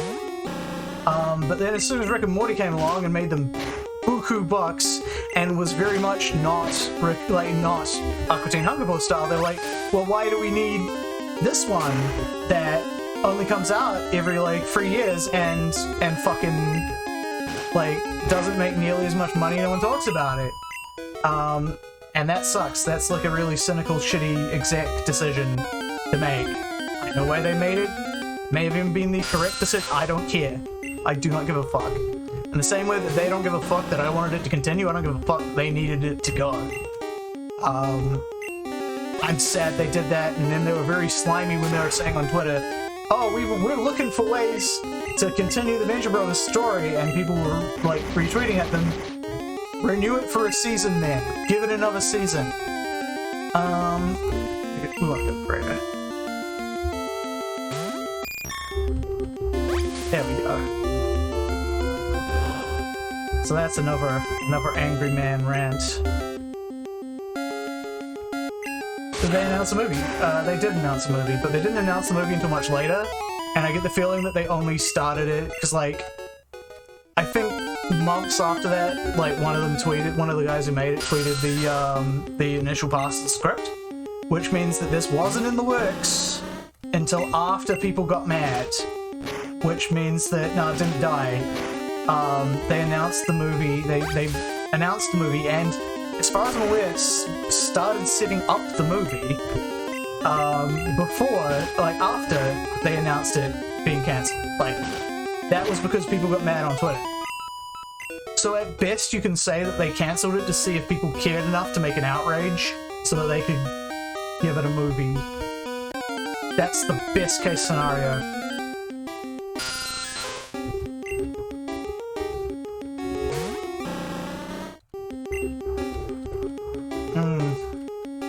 Maybe I should go heal. This is a Final Fantasy XII situation. I don't know what's the deal with Final Fantasy XII in this context. Tell me the deal with that. I've seen people play FF12. It doesn't seem super appealing. It doesn't even seem much like a JRPG. Oh, 7. Because Roman numerals work that way and I'm dumb. The remake. No, the remake is... Okay, you're right in that it was started work on after the announcement. Because it quite clearly was. But that was a, in case of financial failure, break glass. Like, Square Enix was suffering. They needed an influx of what's the word I'm looking for? They basically just needed their stock values to go up for the next, like, the end of that quarter. So they announced Final Fantasy VII Remake. Something that they were very dogged that they would never do. They would constantly say whenever anyone asked, no, we're not doing a Final Fantasy VII Remake, we're never going to do that. And presumably this is because they knew that it was basically impossible. It was an impossible task. Because people have this idea of what Final Fantasy VII is in their heads. And no remake is never ever going to do that justice. Plus, because it was made in the days when games were big as shit, because the production costs were so low, like, it would be a hell of a lot to redo from scratch. It's not a remaster, it's a remake from scratch. Oh, I got opinions about that, despite the fact that I don't even, like, play Final Fantasy games. I've never played 7, but I'm like, just like we're never going back to Kamigawa, right? Well, actually, that's a little different in the sense that they honestly never did intend to go back to Kamigawa, and the only reason they did it is because it's like, well, it turns out, like, they needed a, they were going to make a Japanese-style set. Here's the story, as far as I can tell, because, again, not a lot of good articles going up on the mothership nowadays, and if they were, I couldn't find them, but from what I've heard from Mara, this is how it works with the Kamigawa thing. Is they were going to make a new Japanese setting, because, you know, Kamigawa failed, but people like Japan. And they're like, okay, what kind of conflict would the set have? Because every set's got to have some kind of conflict to drive it. And they're like, okay, well, what's the most Japanese conflict is old versus new. Tradition versus innovation. Japan wholeheartedly embraces both of those things simultaneously. Like, some things in Japan are cutting edge. Other things, fucking behind the times as hell. Like, my brother worked as a teacher assistant in Japan for years, and he was like, yeah, the amount of memos I had in paper, these could all be emails or texts, but they hand you them in paper because it's just how it's always been done. And they have paper money, despite the fact that FPOS has been a thing for ages and they don't have these predatory courier companies like in America keeping it out. They just have it because they've always used the cash money. Anyway, so they're like, that's cool, so we'll have things, some of these cards will represent tradition and old stuff, some of them will represent new stuff, and they're like, well, it'd be a lot easier to refer back to a past that happened before if we already, like, straight up had an entire set set in that past. And that's Kamigawa, and Kamigawa also technically was, like, despite the fact that it came out between, like, two sets that were set in the modern day, it turns out Kamigawa, at the end of it, oh, it was actually 10,000 years ago, 12,000 years ago. And the Umezawa from that set was the ancestor of the Umezawa from Legends in Dominaria. Because he got banished there by, like, one of the kami because he pissed it off, you know, despite the fact that he saved the day. Long story, not relevant. So they were like, okay, we can't actually go back to Kamigawa as long as we're willing to, like, sacrifice a lot of the stuff that made it that, which is fine because, you know, people weren't too attached to most of it. And I honestly think it was a good decision. This is the only way we're ever going to get Kamigawa back. If you're an old school Kamigawa fan, and if so, why? But if you are and you hate what they did with it in the new set, this is the only way you're ever going to get it back, buddy. Like, I can accept that you would have preferred that it never happened at all that way. Fair enough. But you can't both be like, when's next Kamigawa set? And then when it shows up, everything's changed because Kamigawa sold terribly and everybody hated every aspect of it. And then you get mad that it's changed. Kind of lost track of that sentence. But yeah, you can't have it both ways, is what I'm saying. Also, everyone only has one more level. Oh no, Fatboy Slim still has, like, 2 more levels. 2 more levels for him. Oh well. Spoke too soon. It's too busy rambling about Kamigawa. But anyway, to reel my shit back, topic. Final Fantasy VII Remake, and the fact that, spoilers, for a remake, it's not really a remake at all. It's fucking weird. And I'm pretty sure that it's like fucking, what's his name? I think it's Nomura, the guy that did Kingdom Hearts, that, like, is the big man in Square Enix. They put him in charge of it. Now, he did work on 7, but he only made some character designs. He didn't do the story or anything. I get the feeling that when he was put in charge, he's like, okay, cool. Now I can have everything that is Final Fantasy that people like be mine, that was made by me. I was the one that gave you Final Fantasy. The whole thing. 7, they didn't give you that. I gave you that. Because he has, like, a bunch of, like, fucking different plot shit happening, and then these ghosts trying to make it so that it the way that it happened in the real Final Fantasy VII game. And it's like, then they get defeated at the end, I guess, so that Nomura can do whatever bullshit he wants. It's just a weird thing where it just seems like he's trying to overlay it with himself and be like, no, me, I made this. I was always the guy that made all the Final Fantasies you like. Because he made 10 and he made, like, 13? Does anyone like 13? Anyway, he made a lot of the ones that people like, and he made Kingdom Hearts. And, like, I think he just wants to think of himself as the guy that made Square Enix, despite the fact that he showed up, like, you know, about halfway through their success and didn't contribute much to the most important thing that everyone loves from it. 13 was the MMO? No. That was 12. No. That was 11 and 14. It was 11 and 14 were the MMOs. Because 13 was the one with like lightning returns and all that shit. And I remember watching fucking Spoonie. This is how long ago it was. I was watching a Spoonie review of Final Fantasy 13, and it seems like trash. Like, the plot makes no goddamn sense and isn't engaging. Characters aren't engaging, and literally all you can do is follow a path. Like, every single level in the game is a corridor with maybe some branches that are dead ends, and then you go back to the corridor. And he made us like, yeah, you just walk down the corridor and you fight, and then you go down the corridor some more, and then you have a cutscene that you don't care about, and then you go down the corridor some more. That just seems to be all it is. Yes, the corridor one. See? You, like me, are also an old man and will remember Spoonie's reviews. Okay, we're not going to bother getting you to fight this guy because it's fucking takes annoyingly long to do. So we're just going to switch to Fat Boy Slim and we're just gonna take him out. But yes, the corridor one, that's pretty much like, I summed up the whole Spoonie review, honestly. Like, he goes into more detail, but I've saved you the effort of watching it. It's not like it was a bad review, but it's like, yeah, I've saved you the effort. It's just a boring-ass corridor that you go through, you fight, then you go through the corridor more, then you have a cutscene you don't care about because you can't understand the plot and also don't care about the characters, and then you go down the corridor more. And eventually there is an end to it. That's the game. Had 3 spin-off games as far as I'm aware.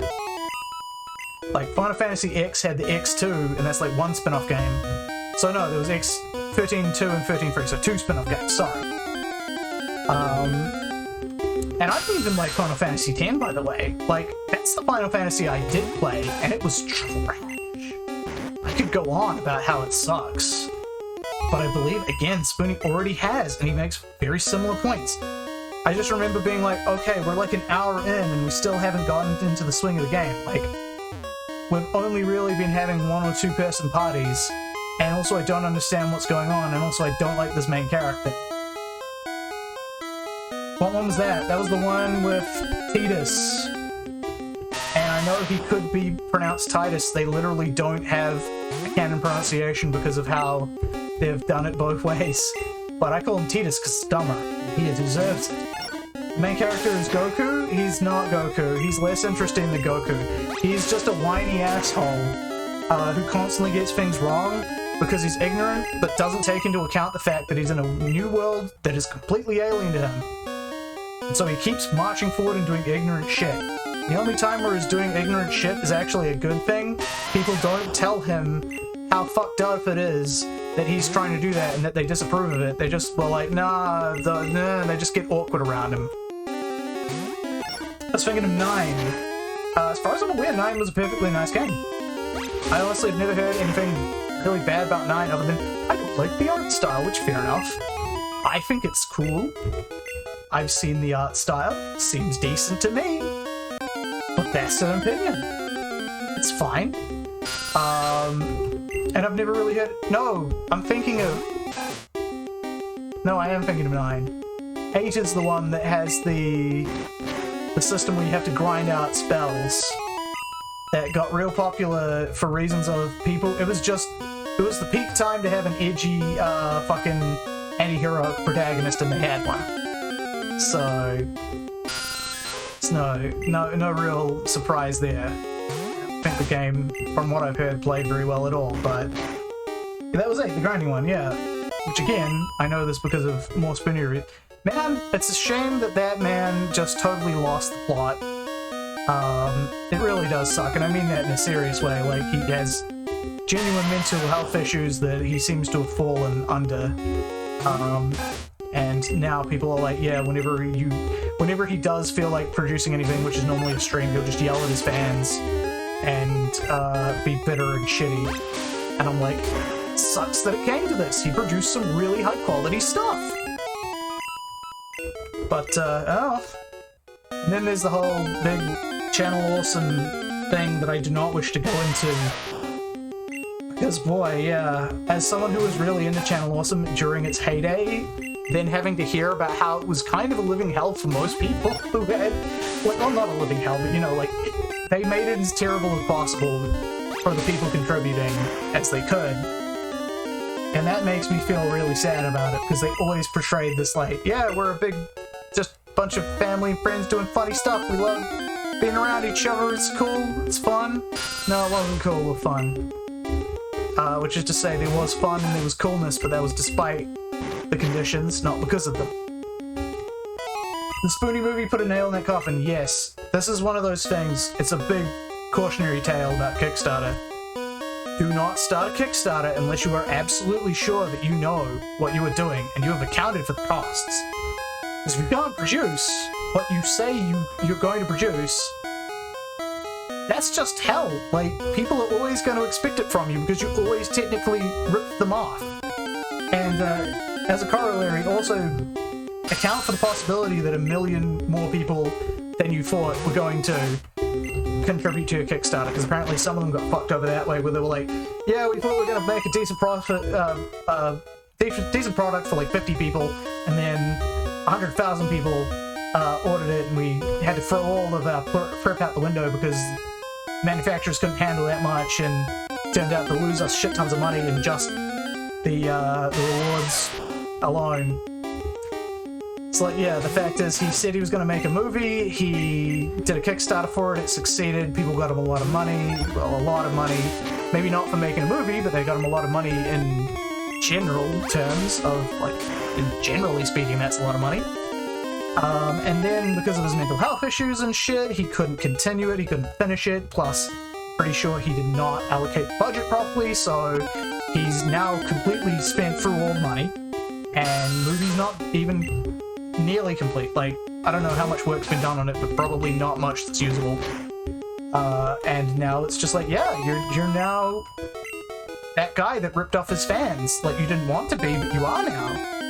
And every time you put yourself out there, people are going to yell at you, when's the Spoonie movie? I paid for it.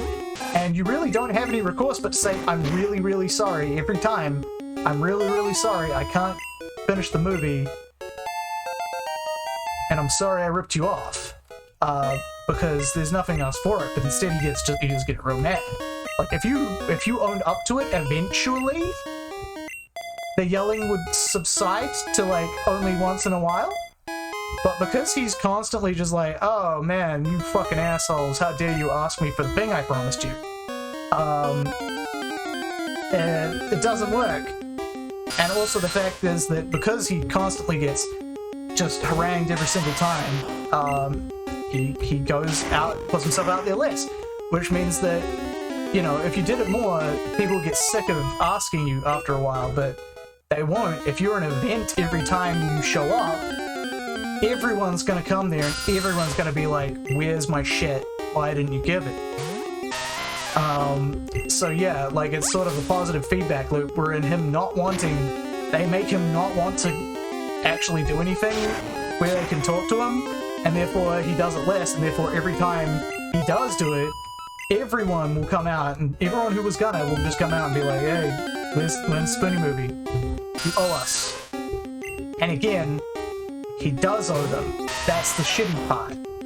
Like, yeah, there's good-ass, like, reasons that he couldn't get it done. He's really more guilty of being stupid and having mental health issues, as I said, that are his own concern, you know, like, I'm not saying that having mental health issues is a sin. What I mean is more just like, he has the mental health issues and he was stupid and didn't think things through properly. And that's really what he's more guilty of than being like, he fucking set out to rip people off. He did not. But the fact is, it doesn't change the fact he still did technically do that and promise them something that's never gonna come. So he can't really play victim on that, no matter how reasonable it is to just be like, well, you cut the guy a break, you know? Like, a secondary party can say that. I'm saying that. Cut him a break. Clearly he's got problems. You don't need to be asking him. It's never gonna get anything done. But he can't be saying that because he still is, again, technically a guilty party here. He does owe them that. So, yeah, it's a shit situation. And it kind of ruined his life and career and everything, as far as I'm aware. From all I've heard. Obviously don't pay attention to it anymore. Because it would be kind of sad and also not very rewarding because he almost never does it. Apparently he only streams like once a month or something. Even then, it's not really worth watching, so...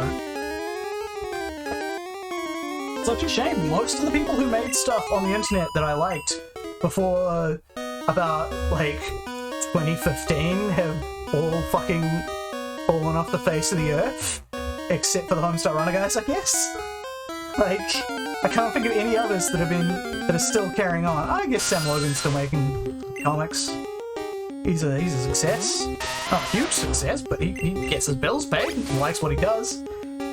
But most everybody else, yeah, they fell off mostly. Like, most of them just have these stories where it's like, yeah, and they don't make nothing. The story ends with, and they don't make nothing anymore on the internet. For whatever reason. There are many reasons. But it all ends the same. They don't do that shit no more. And if you're into Channel Awesome, Doug is still doing stuff. I do not recommend that you watch Doug doing stuff. Because Channel Awesome is fucking terrible. And Doug Walker not only contributed to it to some degree, again, I think he's more guilty of being naive and bad at picking up on other people's discomfort than anything. But honestly, when shit started flying around that he was largely aware of, he could have said to his boss, hey, I'm the star attraction of this show. I can't do the nostalgia critic without you, but you can't do it without me. So either fix the issues or I walk. Like, treat people better or I walk. Is something he could have done and didn't. And it's not the sort of thing you can really demand of someone, but it's like, he just kind of sat back and he was, by the end of it, he was quite well aware that it was happening and he just fucking let him. Lindsay Ellis was doing stuff until recently. Yes, she's no longer on the internet. She herself got cancelled for very shitty, dubious reasons. And she's just like, I'm done now. And I'm like, okay. Like, I'll admit, she makes some good stuff, especially, like, the later parts of the Channel Awesome and the earlier parts of her being independent, I think were about her peak. She just had the right mix of cynicism and actually giving a fuck. But then I think she just weighed more into not giving a fuck and also sort of like that sort of really condescending tone she has on her, where it's like, I'm just going to assume that you're a white male American person and you're an idiot who doesn't know about this stuff and I'm going to educate you, which makes it a little ironic that she herself got cancelled and that's why she's not on the internet anymore. But yeah, someone who is white and male but not American, yeah, having some American person talking to me about privilege and shit when you're a white American, this is coming off really condescending and shitty. To be fair, she cancelled herself. She was never kicked off anything. No, she wasn't. But you know, there's being officially shut down and then there's being unofficially shut down. People say that censorship can only be done by the government, but honestly, like, if people are like really pressuring you to get off of something, you're being pressured off of it, and the difference is very minimal. Hey, Cooper, you done with work now? I am done with work. I see we're having political debates with Keeper. Not really debates. We're just talking about the old Channel Awesome crowd, and basically everyone I was into on the internet pre, like, 2015 who totally fell off the map. Like, pretty much everyone fell off the map. We were talking about Lindsay Ellis, who got cancelled for really stupid reasons. Like, I'm not a big fan of hers, but the reasons that people were calling her out for was really lame. It's like, yeah, feel free, grab your beanbag. We're just ending up a grind session, so this is the best time to come in. She did it stupidly too. I'm firing everyone in a public post, but I am keeping the Patreon open. Wait, she kept her Patreon open? Why? She's not producing anything anymore. That's against the whole social contract of Patreon. You have to be doing stuff. Like, I'll admit, I never shut down my Patreon, but also no one really contributed to my Patreon either. So it was really just out of laziness. Like, no one was paying me. And I'm glad that I didn't shut it down too, because then they changed it. So that I have the good pre-changed version that is slightly better than everybody else's. Didn't get it before then.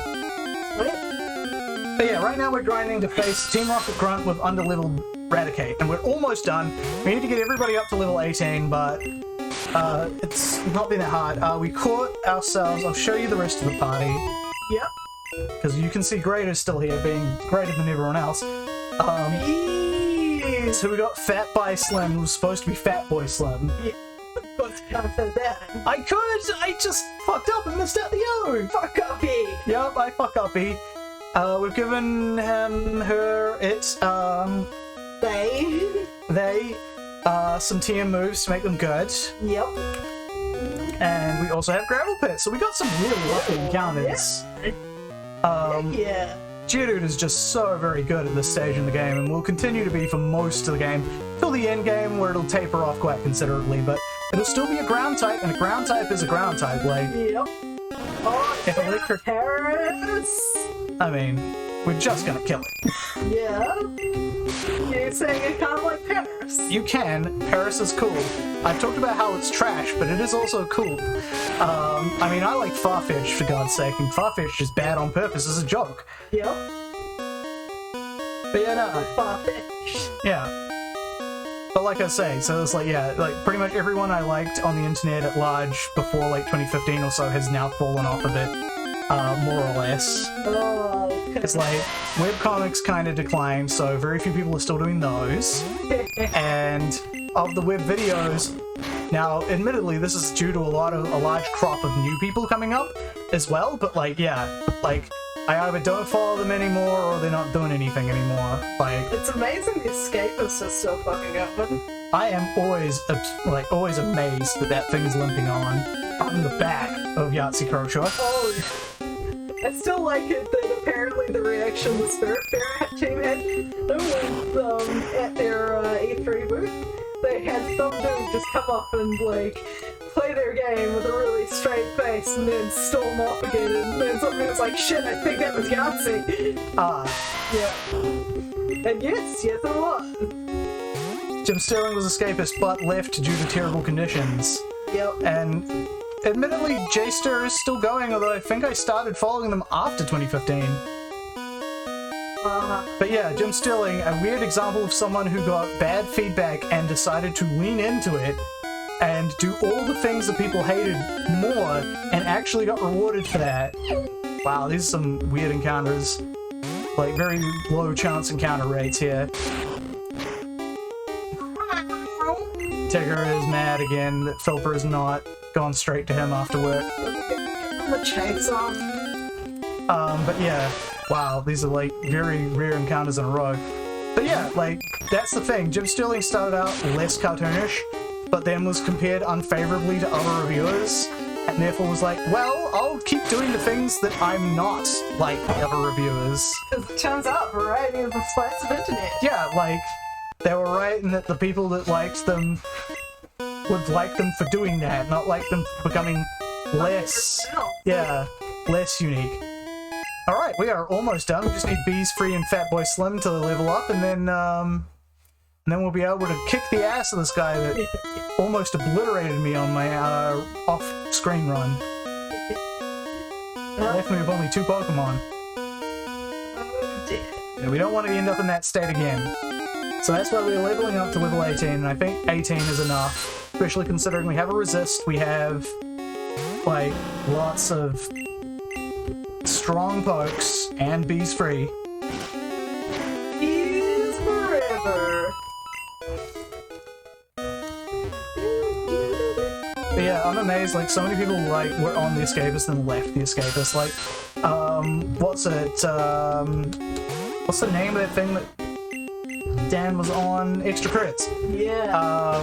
Before that went downhill as well, like, that's still going, but it's trash. Oh yeah, it's become, basically, it's become shorts now.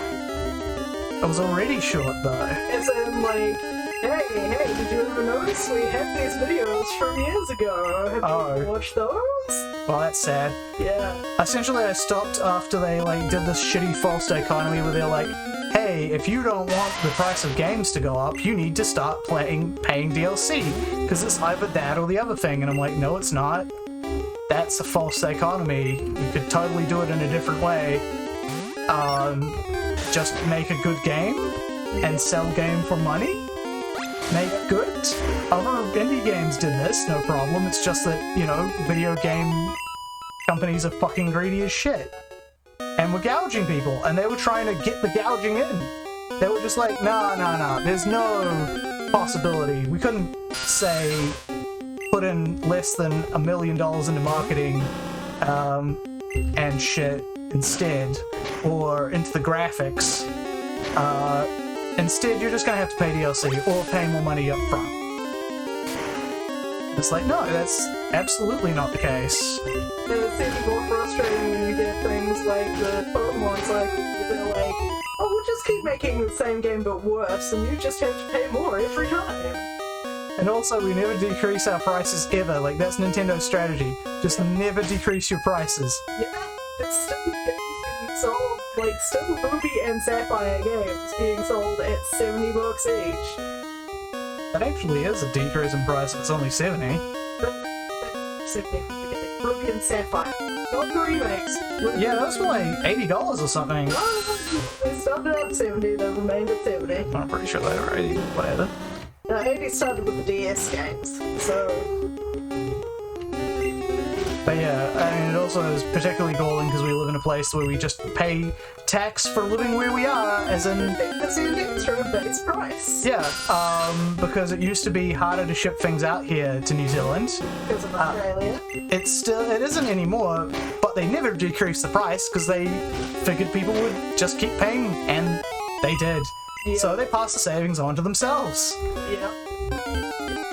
So yeah, like, never feel bad about fucking over corporations. If they had a chance, they would fuck you over, and probably already are. I mean, I could tell the story of me versus the Teen Titans. You could, but that'd be redundant. I already told it previously in the stream. Oh, but yeah. Today's stream or just... Today's stream! Huh? Today's stream, I told that story about the Teen Titans. Oh, but it's such an example story. Yeah, and I'm like, yeah, this is why getting things legit can be a fucking ordeal. My reboot, which I bought at the same time, using the same details, that arrived before I even got there. Yeah. Like the other company knew that the way to get it was to give a quality product. Oh good, critical hit. That means that it's all gonna be critical hit. It's all critical hits from here, Bobby. Time to go heal up some Pokemons, huh? Yep. The bat. Yeah. The bat. So why these threes? Oh, because I failed twice before on a different challenge, really? Which was ironically one where I wanted to go with no grinding until the Elite Four, but then that seemed to be impossible, so... Oh wait, why did I water gun there? That's stupid, that's for Geodudes. We don't want a water gun, we want to Mega Punch. There we go, that's the stuff. Kill them all! God will recognize his own! Huh? That's the thought he made when he was like off his nut. Okay. Like after he finished like whirling in the butterfly. Ah, yeah. Yeah. I wonder what that cliff voice is. Oh, go read it if you really want. Well, we can't, because someone Oh, I can't. Oh, well, fuck him then. Did you buy it Magikarp? And you know. No, I can't. Check the list, Philippa. Oh. Awesome. Yeah. Magikarp, Gyarados is awesome. We can't be doing with that. But you could just not evolve. Then it would be completely worthless.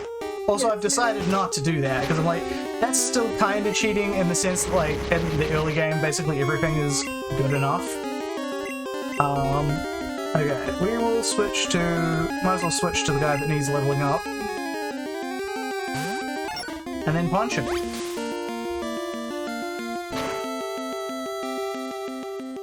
Now punch that bat. Punch it. I don't want to punch that bat now. Punch it in a stupid poncho face.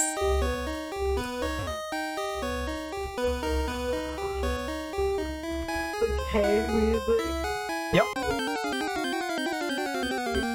Still like the fact that you can navigate the rock tunnel without flash. You can. I don't think I'll be doing that, though. No, I don't expect you to do that. Critically. Nice. Yep. Can we get a level up? I mean, you can check how many, like, how much more you've got to go. Again, that's the watched part principle. Yeah. You shan't be.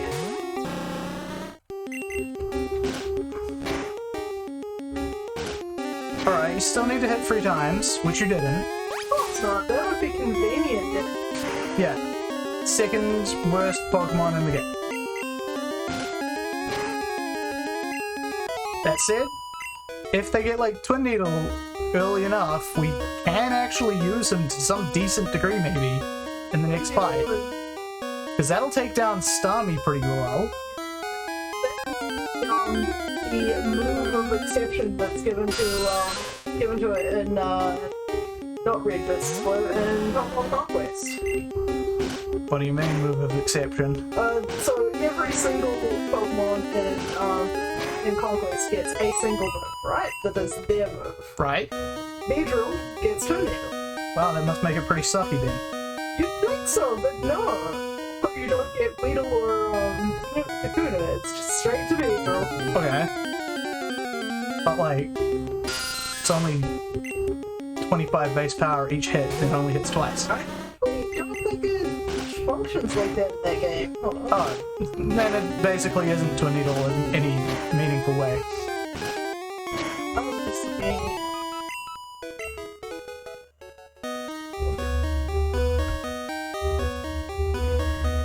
Let's have a look.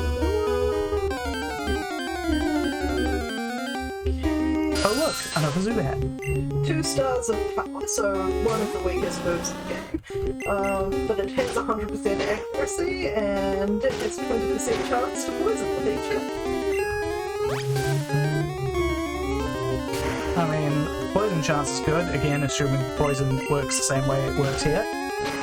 This poisons them and then they start taking a hit every turn. Keeper Balance was talking about how apparently they do not have freeze or sleep in Legends Arceus. They've replaced sleep with drowsy, which is basically just paralysis.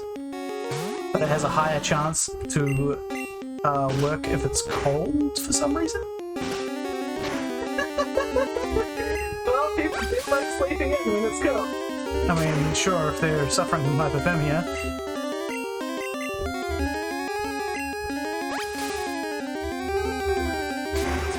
God darn that cat. Fuck her off, Tigger! The unhappy baby. There we go. Now we only have one more left. And it's going to be significantly easier. Speed is a slow grower, right? Is it? Let me see. Because we deduced that Fatboy Slim is fast. Because boy did this one level up fast.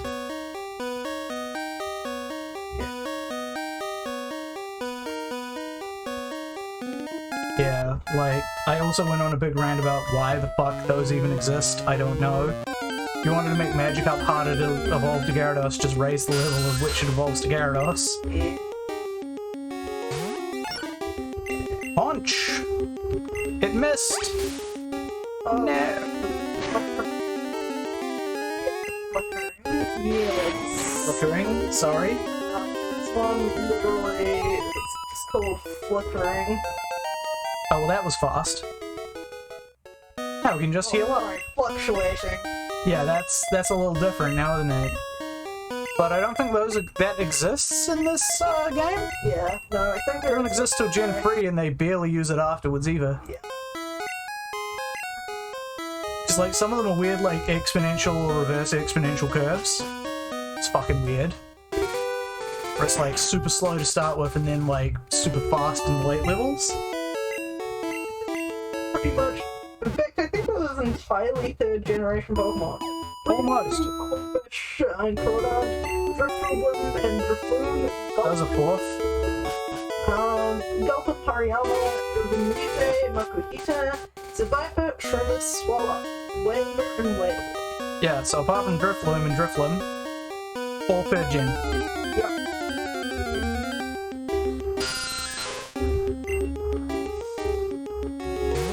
Well, while we're here, might as well.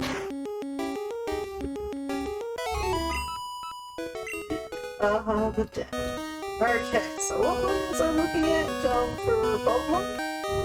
You're looking at Beedrill? Beedrill. See, they hear me. Fast. Yeah, I figured. It just sucks. It's the main problem. I have almost no reason to ever switch into it, you know? Quickly tough, however, it's fast. Yeah. Keeper looked it up, and I'm like, yeah, I'm not surprised. Fast.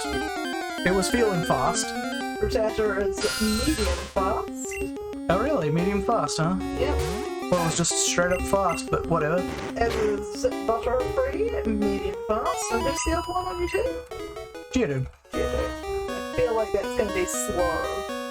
Could Medium be. slow. Medium slow, huh? Yep. Alright, we go through the Forbidden Tunnel. Which is, yes, forbidden to you. And you.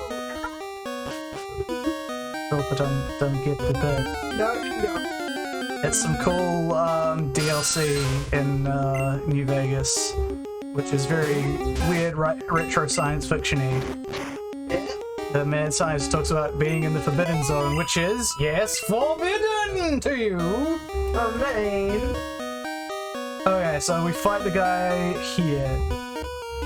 Here he goes. Little kids should leave grown-ups alone. I did for a while! Now I'm here to beat you, to kick your ass. Here it is. The cheesy Raticate. Alright, let's start by going into Gravel Pit. Okay, you're just tail whipping, that's fine. Give you a rock throw. Our moves aren't too strong, unfortunately, but his are not very strong against us. That was with a tail whip. Yep. Even with two tail whips and a crit, I don't think you're really gonna get very far, buddy. In fact, you just die. I know I hyped that up, but it's a sort of a Y2K thing, you know, like I did the effort to make it not be terrible, so now it looks like it was never really that bad. But trust me, level 16 Raticate can fuck shit up. Yes. Yeah, well, we're in the right place for Paris right now, I think. I think this is the right place for the fairy. They're the same. Don't they have the same counter rate? Oh well, we'll always have Paris.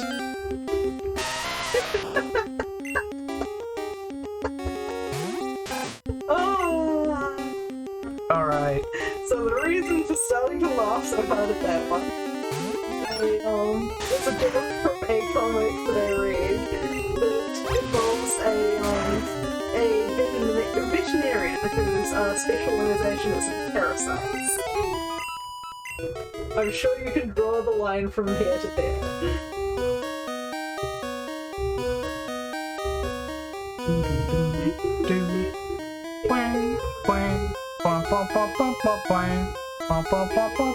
Time to fight. Team Rocket will find the fossils. No, you're not gonna do any of that. I'm gonna kill you. Sorry, I'm gonna beat you up. Oh, sorry, I'm gonna beat up your Pokemon. And then you'll have no real recourse but to leave.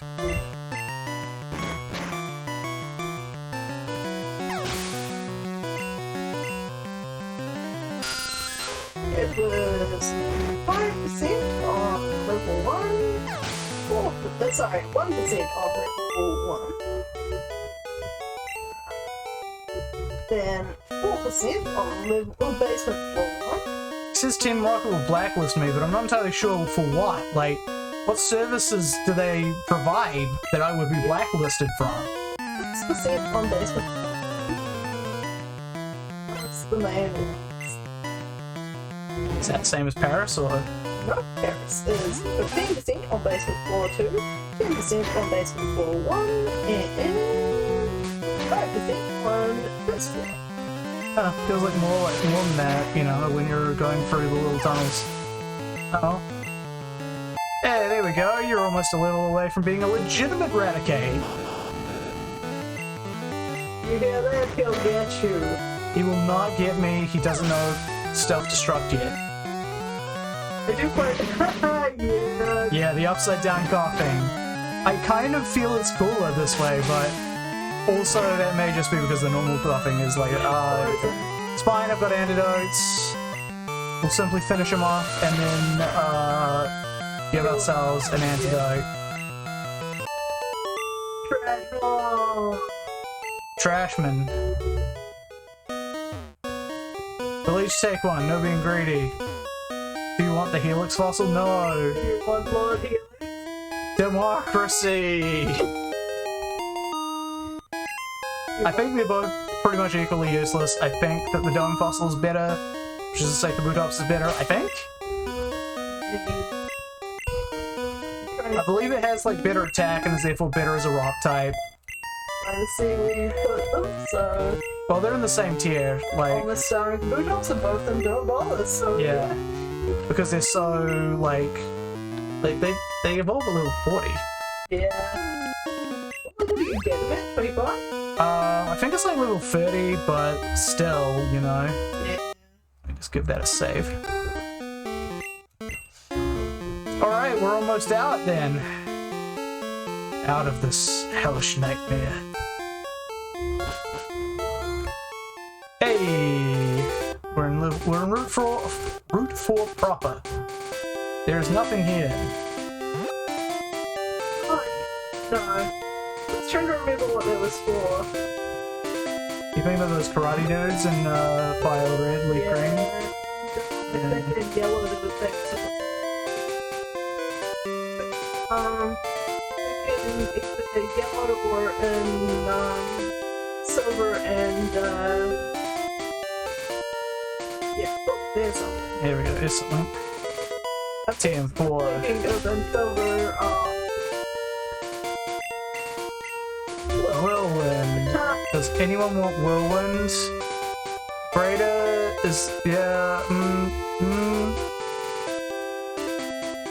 yeah, it's probably better than String Shot. Oh wait, no, this is greater, not bees. No. Oh, no. Yeah. Delete is no, abandon yes. Okay, cool. And besides, you'll learn it by level up soon enough, I think, anyway. That lady, I think, is only accessible by the water. Which is fucking weird. We've also got our route down there to catch Pokemon in. We will go and heal first. Then we'll catch a poke. And then I believe we're probably at a decent enough level to fight the rival. trying to figure out what the game is here. Have you looked at Cinnabar Island?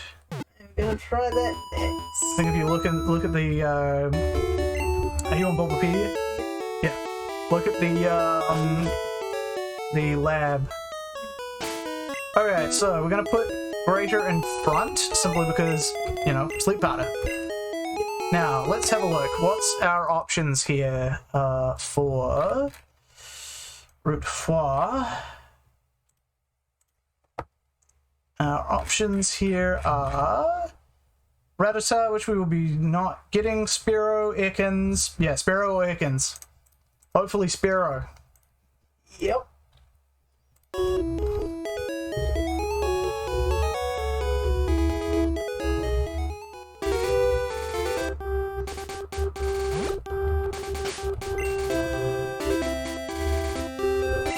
Alright.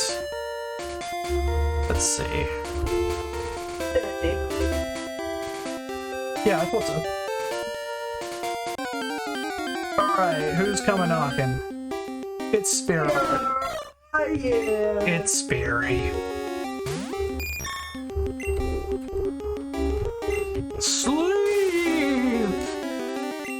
That was sleeping. Now what level was it? Like 10? Perhaps we shall simply Pokeball. I believe it was level 10. I think we're just gonna throw Pokeballs at it while it's asleep then. I don't know if anyone could really, like, hit it with impunity. You know, poison snake? Probably. But then that has a chance of poisoning. Okay, we're just gonna abuse the fact that waking up takes a whole turn in this game.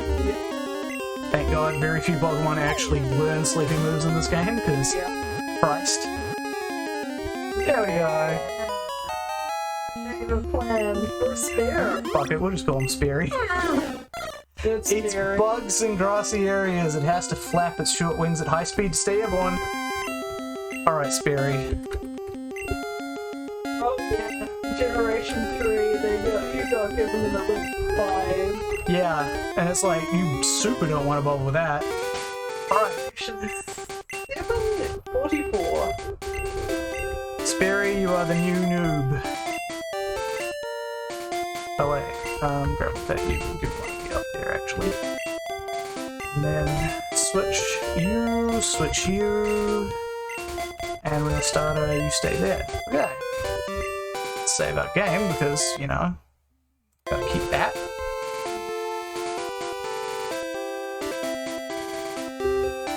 And we heal again, then I might want to buy a few Pokeballs. How much did I have? Like 16?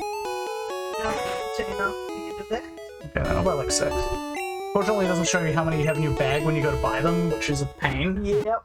Quality of life improvements. Ugh. Oh yeah. Yeah. Alright.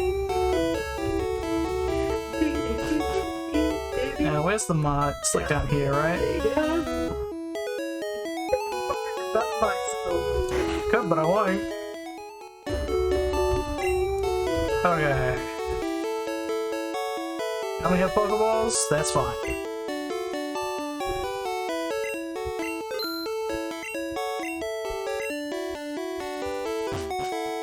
Alright. Now, I think Tryhard will start with Pidgey, so... Grab a pet. You're up. You always does. Yep. Even when it's in the Elite Four. Yup. Man loves his Pidgey. It's the only reason I can believe that he'd do it. Isn't that the whole point? Not for him. He's a tryhard. True. So he did. But that's his one concession to personal taste. Probably like the first Pokemon he ever caught. Yeah, bro. It's the Pidgeotto. Alright, Gravel Pit. Show him what's super effective against flying. It's you!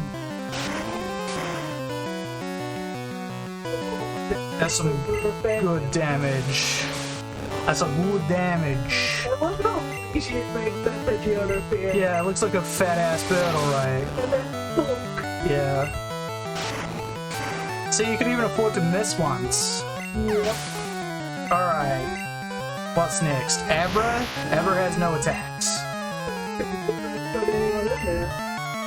I could, but I think the next move, next one he's going, I think he's just going in order.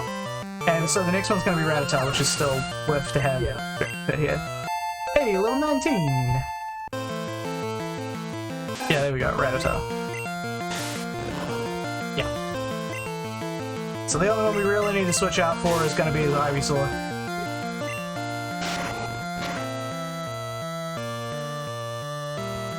Tackle will do. More accurate. More accurate. I was also bemoaning the lack of accurate rock-type moves. Yep. Oh, it's still just Bulbasaur, despite the fact that it could have evolved. Well, I could go to Sperry, but no, I will go to Greater and just obliterate this fool. Oh no, I'm 4 times resistant. Oh no, Psychic got 1 weakness. Gen 2 type changes save us.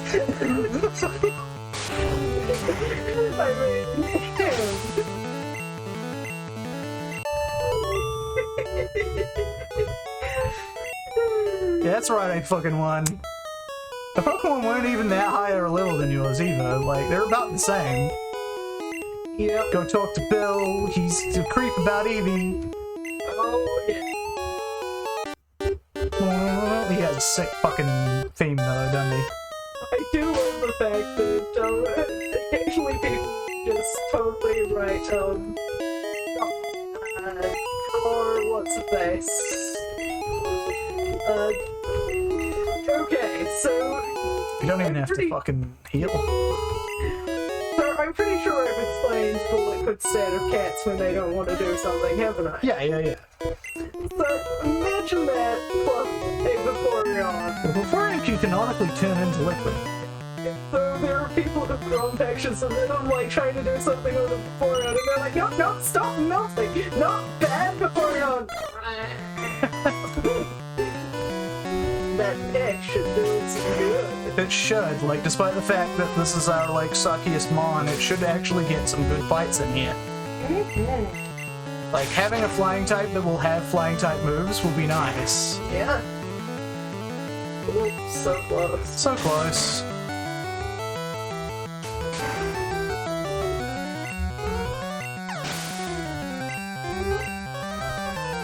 Here comes Weedle. I want you to be slow, boy. Slow ride, take it easy. Said that Weedle's taking even more damage than the fucking Caterpie did. And down you go.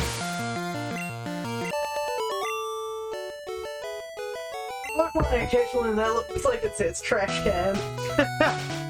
I'm a trash man. I throw trash at the audience. Yep, we know. I start eating the trash. And then you got trash in your mouth, and people are like, what's with all the trash in your mouth, guy? Okay, Sperry, you're not going to be able to take this. So, back to Gravel Pit. Hope for no sand attacks.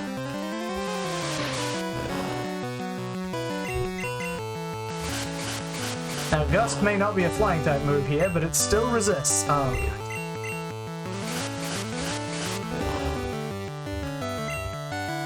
It's still pretty funny. Sand attack missed. Oh, the irony.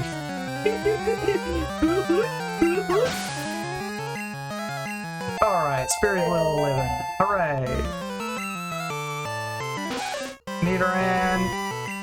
Now, I'm pretty sure you don't have double kick yet, but still, just in case, we're gonna just confuse you to death. I actually have no idea when they I think they limit like way late on in this game. It was even later than that. It's like fucking level 40 something, some shit.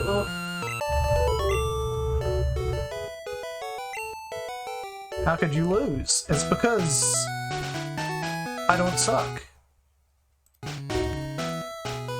Alright. Maybe she's just like, how could I lose to such shitty Pokemon? I'm like, yeah. Yeah.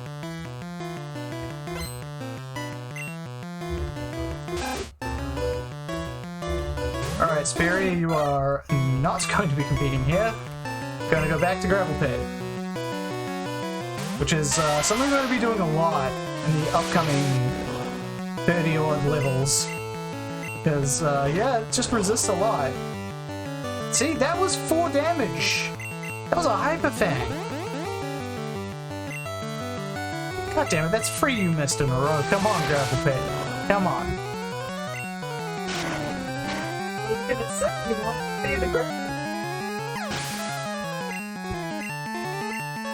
You implying I have some sort of masochist jitter?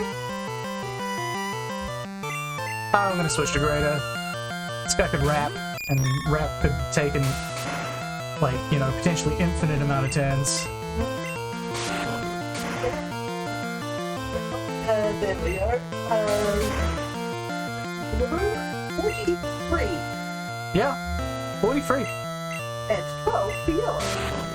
Yeah. It's almost like they learned that was They wanted you to be able to beat Brock. Yeah.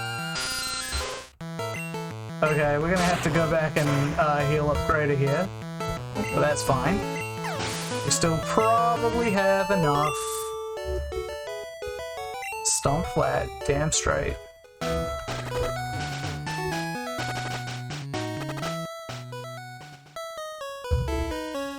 29. I think we're good.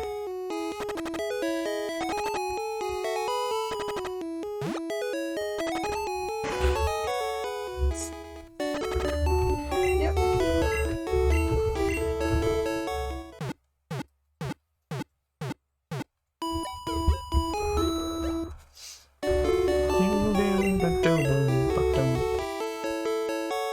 Okay.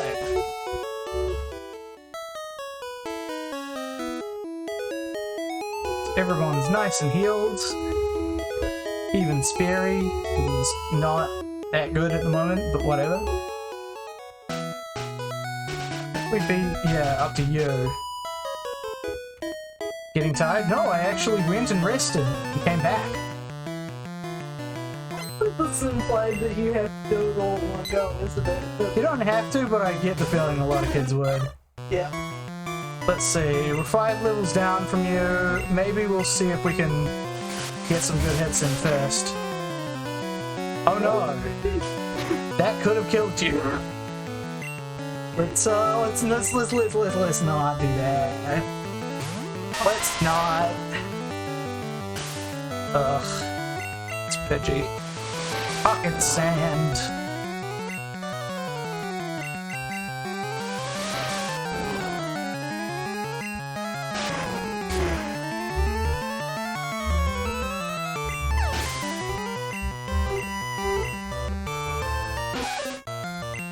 Alright, well, now that we know you can't really do much, let's just slam jam this. But it's just like every time. Yeah. And you could even tackle, because, you know, no penalty with, like, poison skin. No, but, you know, tackle does a lot less damage. There was more meaning when it got to... Ah! There it is! There's the sting. There was more meaning there's the incredibly low accuracy tackle. Yeah. We had a single sand attack. That's, Oh, critical. yeah.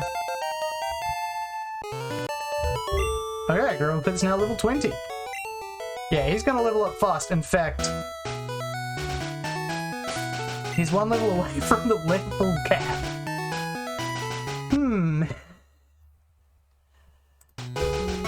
Note to self, don't use gravel pit so much. We'll switch to him when things start getting really rough. What do you got here? Oh yeah, you got Mankey. Yeah, I know, it looks stupid. Okay, so... Grader, you have the best chance, although Karate Chop is unfortunately not a fighting type move in this game. So it's still probably going to do quite a bit of damage. If it lives. Yep. Here it goes. Okay, that was a crit. That was a crit. That's okay. That's just what you get with a crit after a lair. I'm alright. Oh man, that's just too much, man. Let's see. Yeah, we're still okay to keep going. Congratulations, you beat all the 5 contest trainers. Get this nuggie. Would you like to join Team Rocket? That's not disappointing you didn't have the option, even though I probably wouldn't have wanted to. You know. Just crave those Western-style RPGs.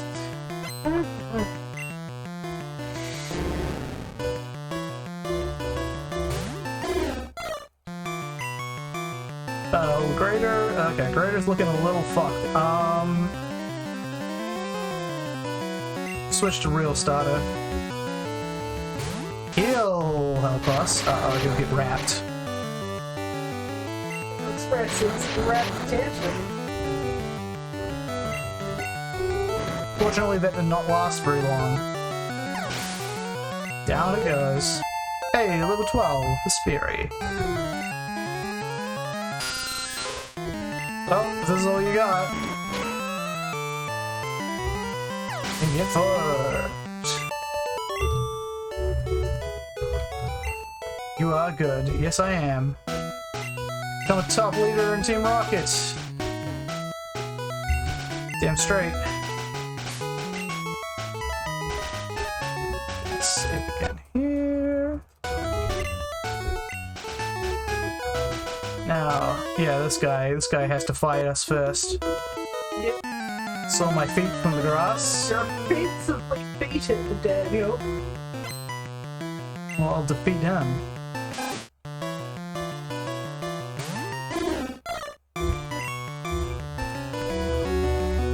Alright, let's see.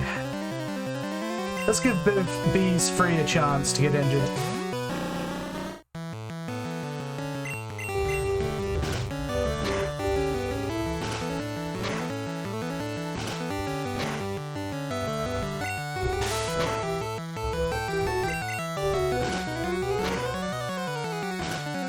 Probably could have just put this thing there.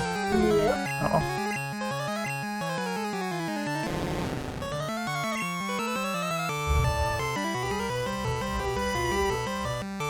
I guess we'll go to a starter again.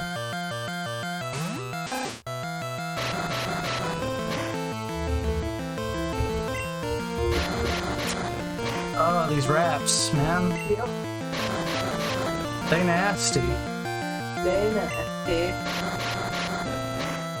Fortunately, we're like faster than this guy by a not insignificant amount.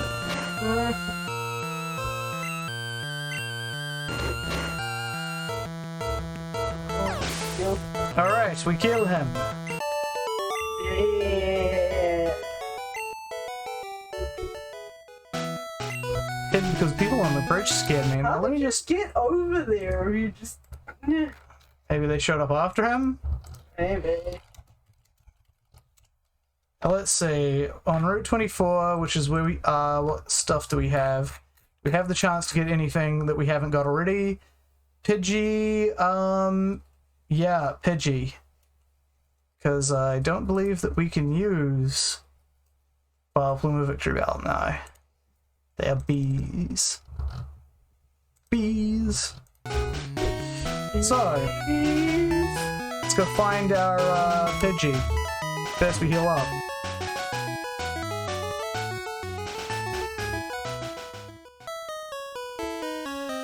If we get a Pidgey, we will box it, honestly, and that'll be a backup for in case anybody dies. So Pidgey's pretty shit. Like, it's just a worse version of Spearow, really. Look at that full party. How nice. I know, and soon you might have more than a full party. It's crazy, I know. I know, it's weird.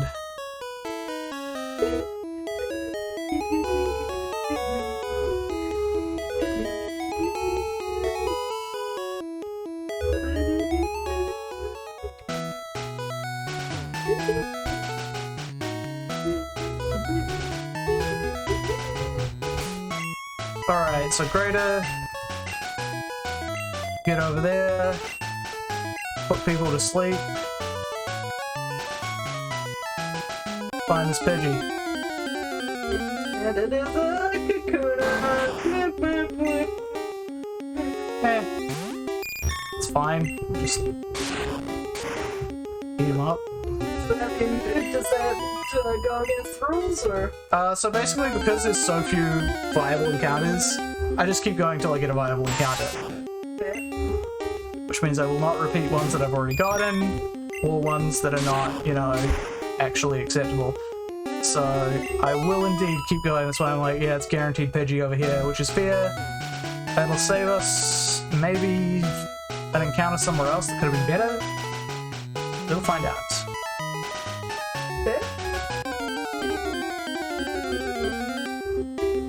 Nope. Cool. Punching bags. You can always pop out Speary on those ones and get the punching bag fixed. I could. I don't intend to run into too many before we get to the Pidgey. It doesn't mean if you keep on running into them. Oddish. Sorry, Oddish, you're too good for me. You gotta die. Oh, it didn't even kill you. Your special attack, your special stat was too good. But now you die. Murder plant. Murder, I say.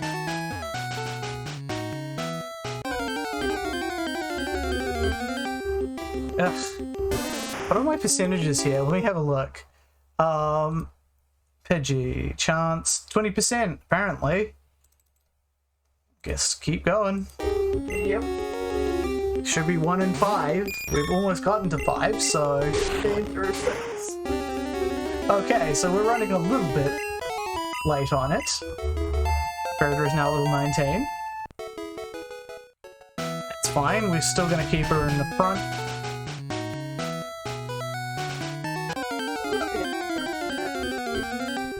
Oh, the Evergrass patch is not on Route 24. It's Route 25.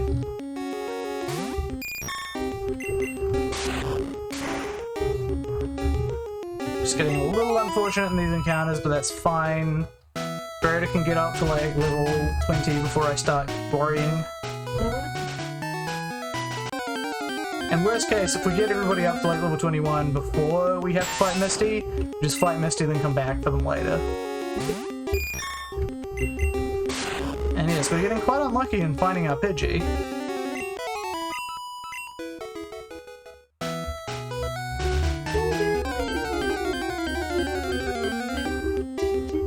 Ah, it's an Abra. Can you even attempt it?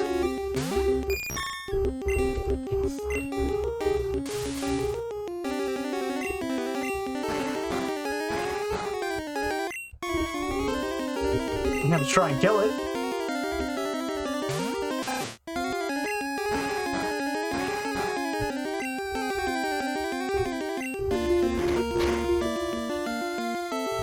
And it's dead.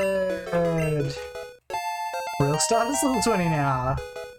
Oh, and evolving, of course. Doop doop doop doop doop doop doop doop doop doop doop doop doop.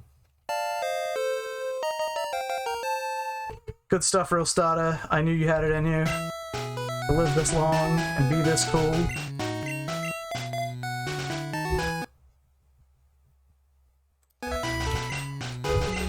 Come on, Pidgey. I know you're around here somewhere. I know I don't really want to catch you, but I want to catch you. I need to catch you so that I don't catch you somewhere else. God damn it. We've found more Abras than we have Pidgeys. That's sad. Yep, you're asleep. No way you could have woken up. Yeah, we'll just get Sperry to finish this fucker.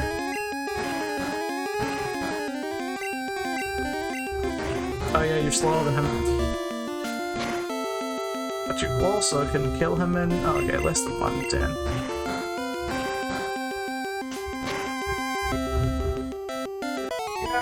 Sperry gets some of that. Sperry gets some of that experience. Okay, so we ran into 2 Abras before we ran into a Pidgey. Let's see if we can catch a Pidgey, huh? God damn it. You know you can't, just because you want. This is absurd, it's like a 1 in 5 chance. Was I reading it wrong twice? Go and have a look at this. Nah, red, blue, 20%. Just don't have the odds with us. The odds are not in your favor, are they? Alright, get the fuck out of here, Oddish. We need to find a Pidgey. You're too cool for my team.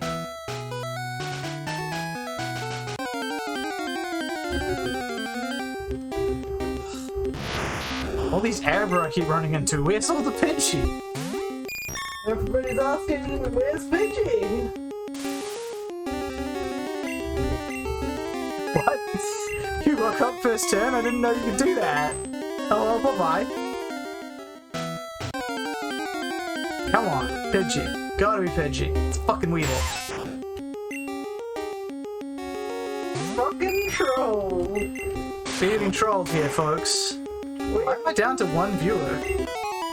Should be at least 2 viewers. Me and you. I just because it wasn't. Okay, that'll do it. But I am definitely still there. It's now actually showing me the thing, so. God damn it, fucking Liz, goddamn Pidgey. Let me play you the song with my people. Okay, wrong people song apparently. Like, I swear that ever encounter is like, what, 5%? 10%? I think so. Like, ridiculously low. I don't think it's ridiculously low. 15. 15. Oh, okay. But still, we've ran into 4 Abra before Pidgey? Yeah, so the odds are 15% for them, 25% for Osh, 20% for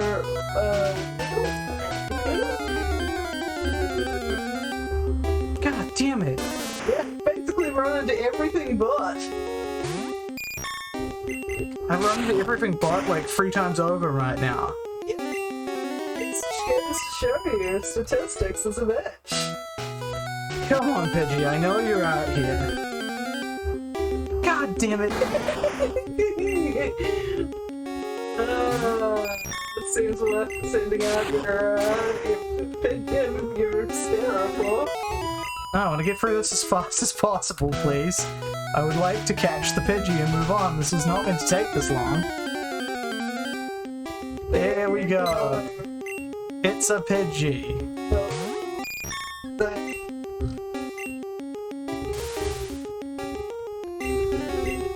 Alright, now I can get Speary in there. Start attacking this thing.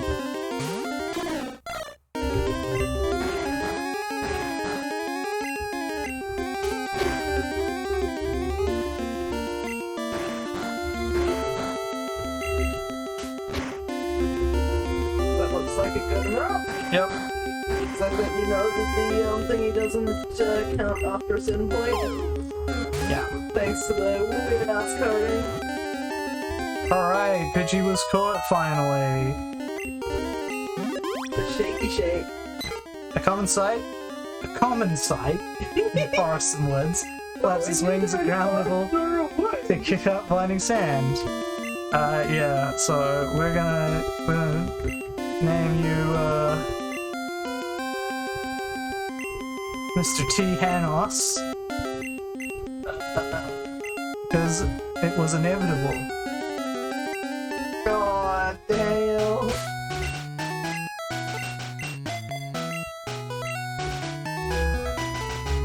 Alright. So.